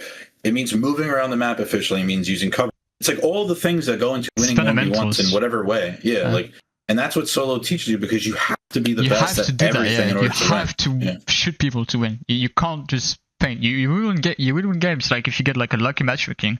Like you get melee on your team and you'll just paint zone. Yeah, sure, but you won't get melee on your team sometimes. You'll get it against him. You'll get him against him. And you have to beat him. Because you're not going to get even 3K, like let alone 4K, if you keep playing against people that are better. Like you have to be better. Like there's no like cheap way. Like you have to. You have to kill Melon. Like, sorry, like you can't be afraid. You can't be like, all right, I'm gonna go over here because Melon's over. Yeah, literally, you have to fucking beat him. We were when we were scrimming Ko like a few weeks ago. Like, of course, I have a lot of respect for that guy, but in that scrim, like. I was just convincing myself that I'm gonna diff him every time. Did I diff him every time? No, but it definitely helped in how I played and just helped me be more confident in that scrim. Like same with Lobster. Like that guy, he's fucking Thanos. But obviously, like I'm not just gonna be scared of that guy. I wasn't like running it down against him or like I wasn't avoiding him, but I was like playing normal and like okay, like obviously I know he's like way better than me, whatever. But it's like. I don't know, it's like a respect thing, but at the same time, it's like you gotta tell yourself, oh yeah, I'm like, respect yourself as well. I can't admit defeats. I just can't. Exactly, literally. Yeah, just don't admit. Like, why are you playing the game if you're just gonna say like, I can't beat that guy? Yeah, like, whatever. Like, just quit. Just like Alt F4. Like, there's no point, dude.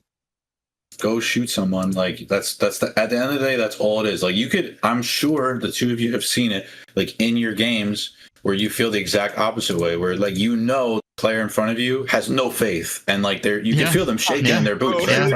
Solo queue, I could just run at somebody, and they just instantly jump out. Like full HP, they just instantly jump out, and it's like, okay, I mean, you just did the work for me. Like, thank you. It's like even in Valorant, like Valorant is like what, like you can have like 1v1 against someone, like you can peek both, and you're like, oh, if this guy in the opposing end is like fucking tens, like oh shit, I can lose, and like you have the mental factor as well, like playing in,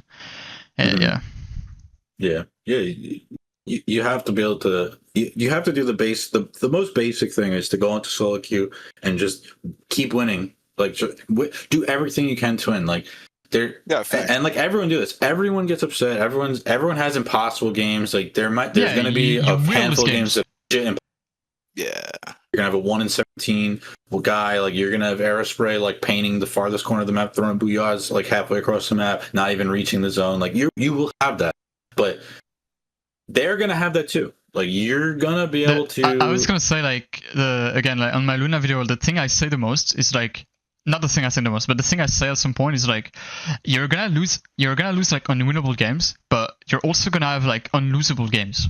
Like think about the times that you got carried.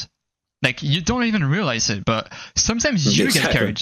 Like So obviously when you lose, it's like frustrating, especially in Splatun because you lose like 200 points. But it's like it's like whatever. And that's valid. That's valid for sure. But it's not impossible because it's been done.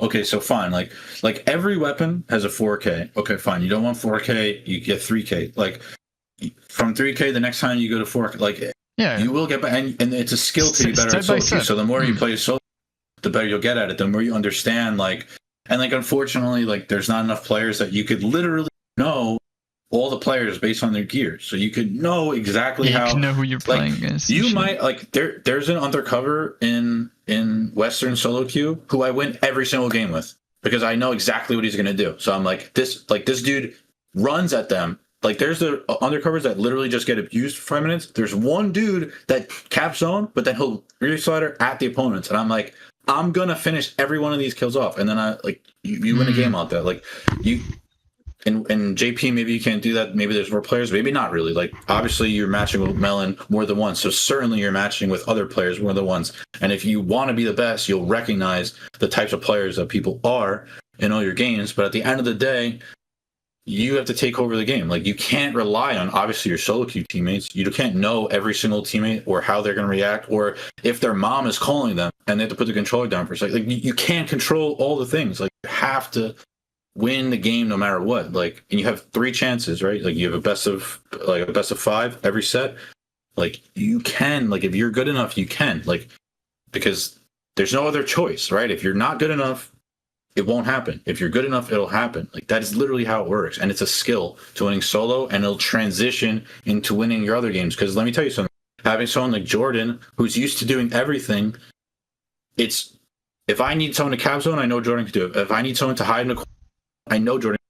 There's all the aspects of the game, I know he can handle it. But if I'm playing with a dude that is only painted for the last 3 years, and I need him, bro, I need you to kill this dude right now. And he knows he's not going to kill that guy. Well, we lost. Well, we already lost because now he can't be there, because if he's there, we won't win the interaction. So it has to be switched. But if it has to be switched, we're going to lose. Like, everyone has to be able to do everything all the time. I'm going to need my pen to go fucking spawn camp sometimes. I'm going to need my pen to go paint sometimes. I need my pen to do bizarre shit sometimes. Like, I'm going to need my S-Blast to cap zone with double burst bomb sometimes.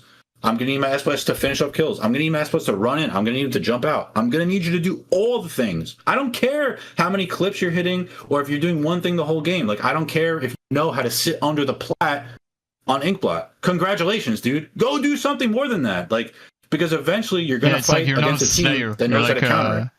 You're like a frontline, or like you're just like a player. You're not like a slayer or like a support. You're like everything. Yeah, like, why can't you be maxed out in all your attributes? Like, why do you only have to be good at one thing? Like, why can't you just be the best? One role, one. Just be the best player. Like, like, if you're the best at everything, you can do everything. Like, all the weapons that are good right now, Mint, S-Blast, Bucket, yeah, you could do and then Pen. All those so different things. Yeah. All those could do everything. Yeah, all those could do everything. So, Dooley has Crab. I mean, Mint has Bubble. Like, they all have tools to do everything you need to do to win a game. There's other weapons like Nautilus that Nygar just went with, Leader, okay, that are way more specialized.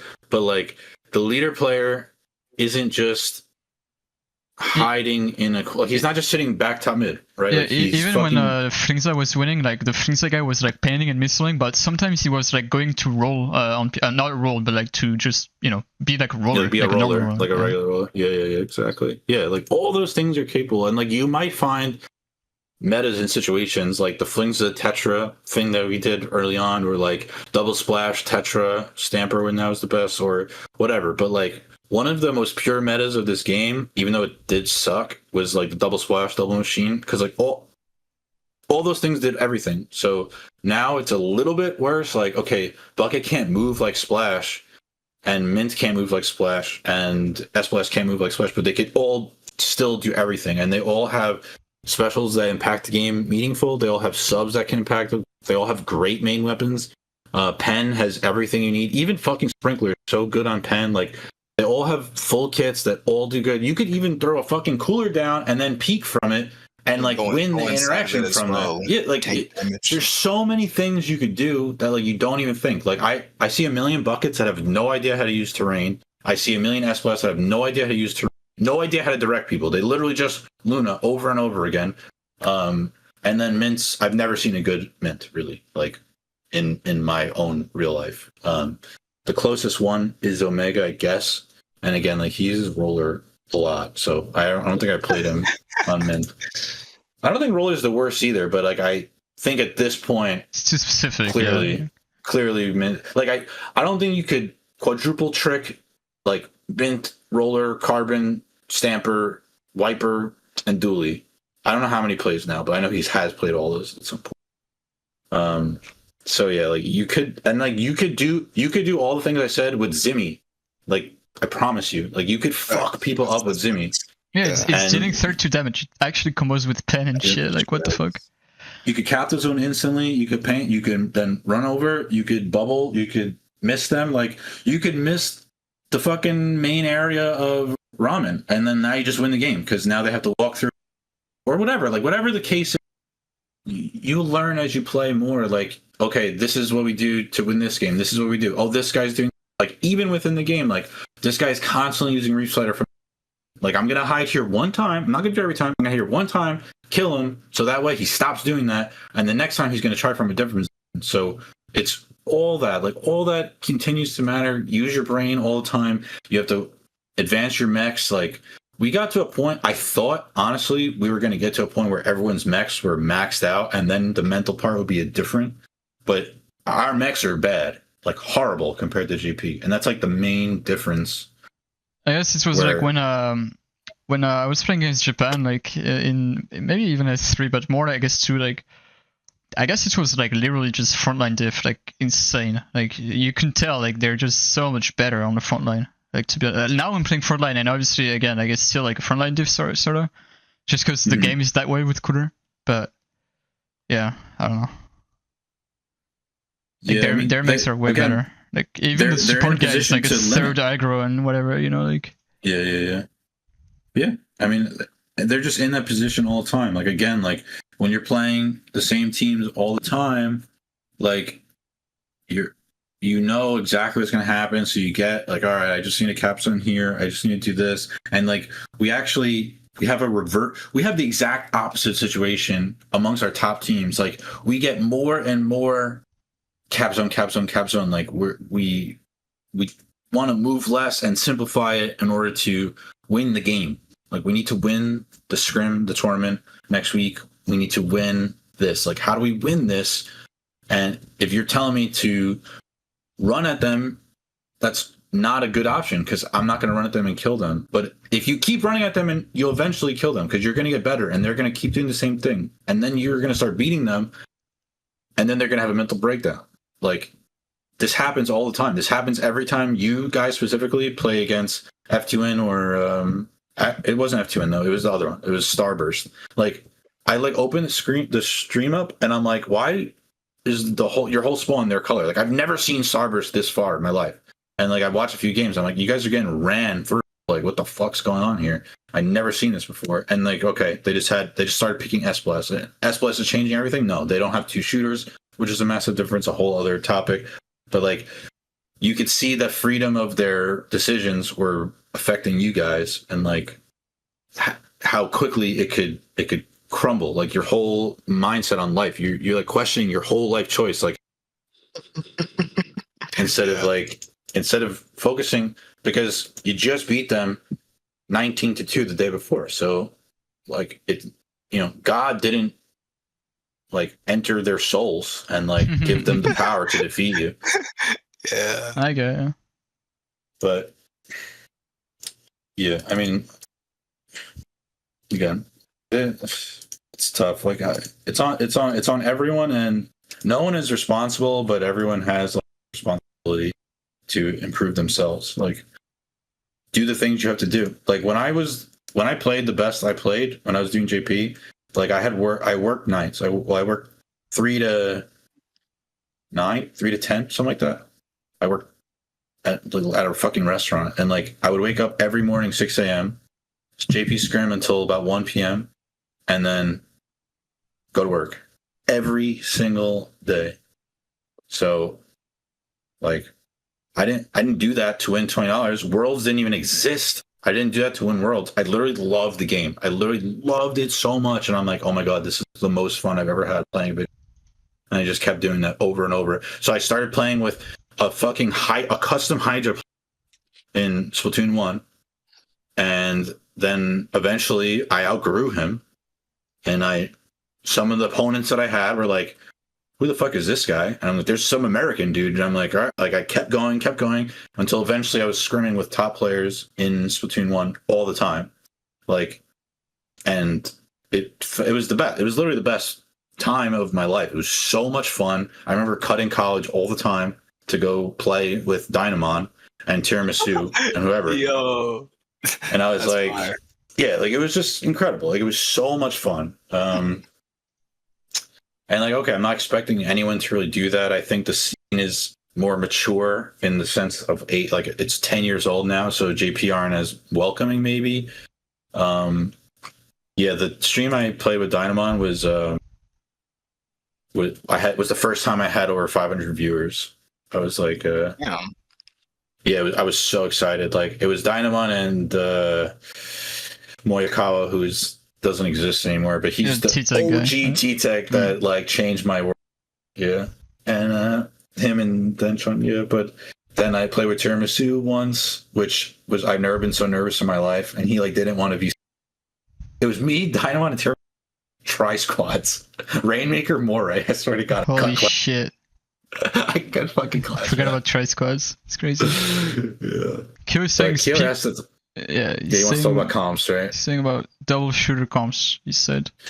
I mean, I don't really know. Like, there's two sides of this. Like, one, like, you don't just start playing Mint because it's better than a shooter, right? But, like you also have to do that. Like, I don't know what the solution is. Like, for example, like Gray played support shooters forever, but he also like played Rapid and Umbrella. So like, but Blaster is like his weapon. Now he's at the point where Blaster is his weapon. He plays S-Blast and like he's the best, right? So he's got that. Like Jordan's the best bucket. So he's not like, these guys really shouldn't be swapping off. Like,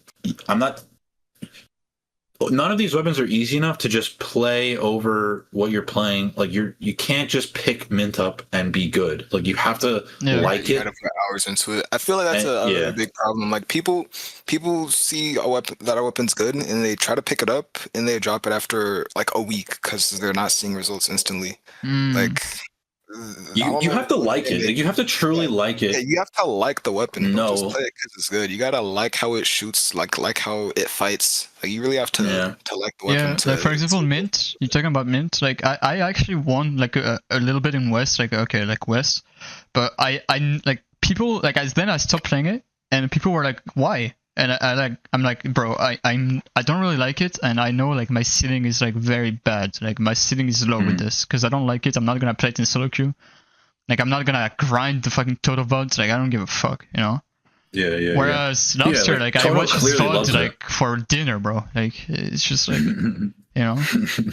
No, I get that. I and like this, it's the same concept with me. Like, where my favorite weapon is VDS. So like if VDS was the best, I would be playing all the time, but it's not. So like I mean it's a little bit unique, but like everyone has a weapon that they truly love. Like, yeah, exactly. I'm honestly disgusted and shocked if so many people's favorite weapon is like Splash and Shot and too. Like yeah, that's disappointing for sure. Or Gal or Custom Blaster, like shit like that. Yeah, like I mean, and again, the tied back into everything else, because if you're playing 52 and winning, like you're legit playing against people that are horrible, and you're probably horrible. Like there's no real world where that's a weapon that gets picked on a regular basis. Like you might find a niche use for it. You're playing against Ink Brush or some bullshit. Like, sure, but like, no, there can't be 40% of players playing shooters. Like we're not at that point anymore. They're so bad. Comps, like the comp that won today had one splatling flex, one bucket flex, one blaster flex, one shooter flex. So you had one of each. The second place had a leader, a shooter, / splatling, I guess. Bucket S-Blast. Bucket S-Blast. Third place had a splatling / pen or shooter / pen. So whichever combination you want to do. I mean, I guess the last time double shooter was good is when it was Squeezer, I guess. Yeah, like I'm not gonna lie. I can Yeah. understand if people like love Splash, because watching it in if you watch it in like Raymaru's POV or Shumen's POV, like how they fly around the weapon, that looks fun. Like that looks fun watching. Now, if I like in another universe where I was a Splash like one trick, I'd probably like look up to their playstyle and want to play the weapon like how they play it. So I can see why Exactly, though. like Splash, but I can agree with like 52. Like that's nuts. I mean, it's not even No, about like, Splash liking is the weapon. fine. It's like the percentage of people that do like it. Like Yeah, it's so unproportional. But yeah, like if you truly love Splash or Shot or whatever the fuck, like, well, like if you're playing shooters, you're playing shooters. Like you really shouldn't be incapable of playing Shot if you're playing Splat, whatever. That's besides the point. But let's say you're Splash one trick, fine, but push the weapon. Like people are playing Splash and just like they're just still crabbing. Like, and it's proven not to be good. Like Raymar, Schumann, I don't know if there's really Kurokuro. Like, okay, Kurokuro's playing Zimmy sometimes. Schumann's playing Forge sometimes, rarely, and I don't think in tournament. But he like, did against us, but I don't think he did in tournament. Yeah, he did in another scrim as well, and then Raymar is playing Zap. So like all these people are not just playing Splash, and yeah, like it's just a matter of thing. I guess when Splash was dudes. broken, they were just playing Splash, but like that, like sure, like of course, like, they don't have to do anything else. Like, but okay, let's take Melon for example. Melon does not play Splash at all. Like, and yeah, so he just doesn't like it. Like but he truly doesn't like it, right? He must not like it because he does not play it. He literally plays, doesn't play. He played a little bit in solo queue the beginning of the season, like actually, but then he plays Gala, I think. Yeah, I mean, his true love is like 52, I guess. He's playing like pro, he's playing Shot.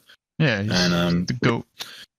But I mean, again, like I don't know, like if all you people really love shooters, then like so be it. Like the game will get handicapped though, so it's like even within a team, if you're playing as a team, like you had to pick one probably at this point to get off and find something that you like, or if you're just a person, a random dude, like maybe you try some of these weapons out and see if they resonate with you. You have Splatlings, you have blasters, you have buckets, and you have swords. Like you have options. You have Stamper Mint, you have S-Blast, or Rapid, I guess, but I mean, do have S-Blast, which is like the primary frontline one.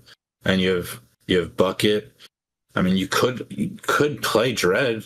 Honestly, it's just like don't play Dread to cap zone. Like be a human being. Like don't pick a weapon just to like do a gimmick that has to do with it with its special or sub. Play a weapon because you actually like the weapon. Like if you're ass at the main weapon, then just don't play that shit. You're wasting everyone's time in the lobby. It's funny because playing Crab Tank? There's a first chatter in my chat that says, "I just peeped the results. No fucking way the entire Western Hemisphere got ultra gapped." Yeah, so I mean, yeah, that's hilarious. That's the guy we were talking about. I mean, that's the thing you were talking about like earlier. Yeah, that's the thing. The shock. I mean, again, like no one has an obligation to keep up to date with. Maybe they Japan's just strictly watch NA type shit. Yeah, and that's totally fine. But like, it's like I don't know. As like a baseball fan, like I watch MLB in America. Like I'm not keeping track of the Japan League. However, people in Japan do keep track of MLB because it's the better league. Like it's where the best players in Japan usually transfer to, and there's some sort of like value of that. Like, oh, like our game is like this. What does the game look like over there? How do our players look like over there? So like, I don't know. But again, no one's obligated. This is a hobby. Like it's not, you don't have to do anything. This guy keeps going. He says, doesn't matter. This shit is embarrassing. Not even hating. This is just insane. Like this guy doesn't give a fuck. But it's not insane. It's just what it is. What it is. Like it's mathematical, bro. Like I mean, at this point, like from the viewer perspective, like it probably does look crazy. But if you paid like the slightest attention to just how crazy Japan is at the game, then you'd have some sort of understanding. Yeah. But yeah, I'm not really sure how more to go in on comps. Like, this is not like a comp building thing. Like, and I think down to the individual, like, you have to really enjoy the weapon. And like that's it. Like, there's a very easy path to being a top player right now. It's playing Swallings or Mint and doing everything we said about like dominating solo and everything. And talking about double shooter, like Schumann and Melon got like third in last Air Cup, for example. I mean, I guess these guys are like the best, but I think were they running like, Shot, Splash Gal? I think Splash Pro. Yeah, I think it was always a pro. I think one or the other always used pro, but I think for the tournament, Melon always used Forge or Missile. I feel like obviously you have like top tier weapons. I feel like as long as you're not playing something that's just complete dog shit, really any comp can work as long as you're just playing the game properly. Yeah, Like I mean that's true for sure. I mean, I Yeah. guess Melon and Shuban would for sure win any Western like thing, like naturally, but like even with double shooter, even with triple shooter. But that's because they're better, right? That's because they're so because much they're better. simply better. Yeah. But like, yeah, okay, they did get third. Well, I guess they got top 4, and like they are the best. What? Who else was on that team? Niagara and the fucking BP guy, but he was playing pen. Oh, I don't know his yeah. name. So that's a super. Hakuta? So that's a yeah, Hatifura, I think. Yeah. But that's a super weird team. It is weird. Whatever. Yeah, like it's a full weird team, right? Because they also have a Splatling Nautilus as well. and Forge, Splash, and I guess pen. So I guess it's not impossible. Again, like there's no Schumans or Rules. Melons Yeah, here. there's no like, real rules. We're not at a, we don't have a shooter player at the level that they're so much better than everyone else. But K-Bot said like about Jackpot, and like the main thing about Jackpot is they're the best. They're the highest skilled West team ever, and I think they still couldn't crack like top 8 at Area Cup. Like, so it's like where, like how, and they were like ideologically close, really close. So I'm not even sure how to like comprehend that. And it's kind of scary, like, because I actually don't. I remember them getting washed by the heavy range blaster 96 junior team, I think. Yeah, I was gonna say, like, I remember they lost in groups against no cooler, like range blaster, like some complete garbage shit at the time, right? Because at the time it was like everyone should play pen, like or like Neos Flash. I don't remember what it was exactly, but yeah, which is sad because obviously like they're the best team, like in Splatoon 3, like for sure, like result wise, but they still lost. Yeah, like I don't think they could not have won, but I'm still like they didn't, and like they weren't like competitive to the point where like an Area Cup, like they're making a dent. Like I actually don't really know how to like even consider that. Like it's so weird to think about because theoretically like they should be up there. So I don't know. Like Starburst did win like a JP Rainmaker tournament. So that's great. They were the best fucking Rainmaker team probably I ever saw. Which is like kind of a weird thing because that's like strictly the worst mode ever. So I guess West is the best at the worst. We're the best at the worst. But I don't think that's why we stayed on all modes for so long. It's because secretly like many people just wanted to like cheese like on all the modes. Like not Starburst like specifically, but I do think people like wanted to win against Japan by not being better, but just like by fucking playing Rainmaker and like getting like 10 streamers.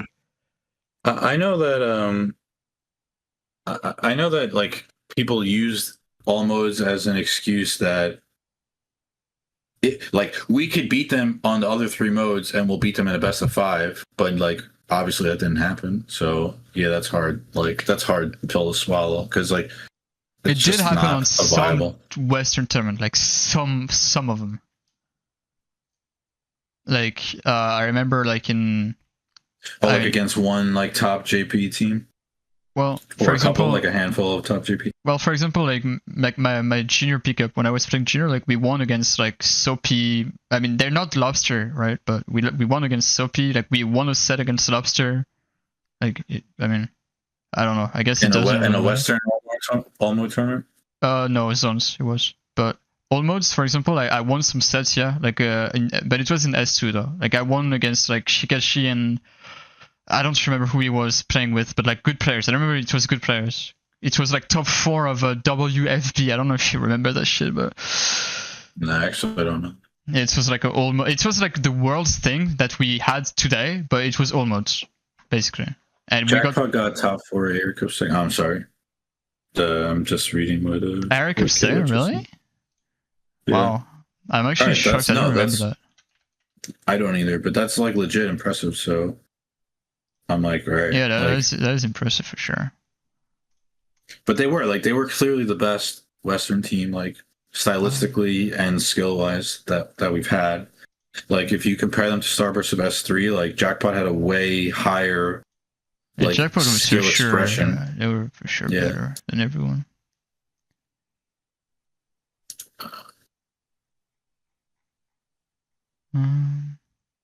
Oh, this is all the Western teams in all the area cups. So we got top 8 3 times. Jackpot. Oh, so these early area cups they were getting top. All right, so that's like, so I guess it's better that way, because I was kind of scared that they didn't have any results. They did have results. I got top 8 with AR. I didn't even know, to be honest. It's insane. Then 16, 16, 8 Jackpot again, 16, 16, 16, and then 8. Wow, I didn't remember Jackpot getting so far. America, oh yeah, we got top 8, I guess, with the Lexi Jared Goss, but I guess there were like less teams. Yeah, like 32 teams. Yeah, man. That's all right. I'm really glad that a lot. Like it looks like, well, it says 5th twice, but it's 2 different teams. I'm an idiot. Wait, this is. Oh, I didn't know you about both got top 8. It's interesting. All right, that makes me feel a lot better about Jackpots. Yeah, like, me too. Actually, I honestly thought they, like, just like the rest of the Western teams, like I honestly thought they just lose in groups or like round 1, but I guess not. Yeah, no, it's better that they did better, because that makes more sense. Yeah, that makes more sense. Yeah. I mean, they deserved it, right? Like they just played way better, so it's like. I don't think advocating pickup culture is good. I mean, JP self-regulates their pickups, and they're just so much better because they have to be better all the time instead of getting stuck with the same group and mindset and mentality constantly. I think it literally hints, especially as metas change and weapons need to adapt. Like, I don't want someone swapping off their weapon to another weapon unless they truly love it and want to, because it's gonna be a bad time. It's gonna be tough for everyone.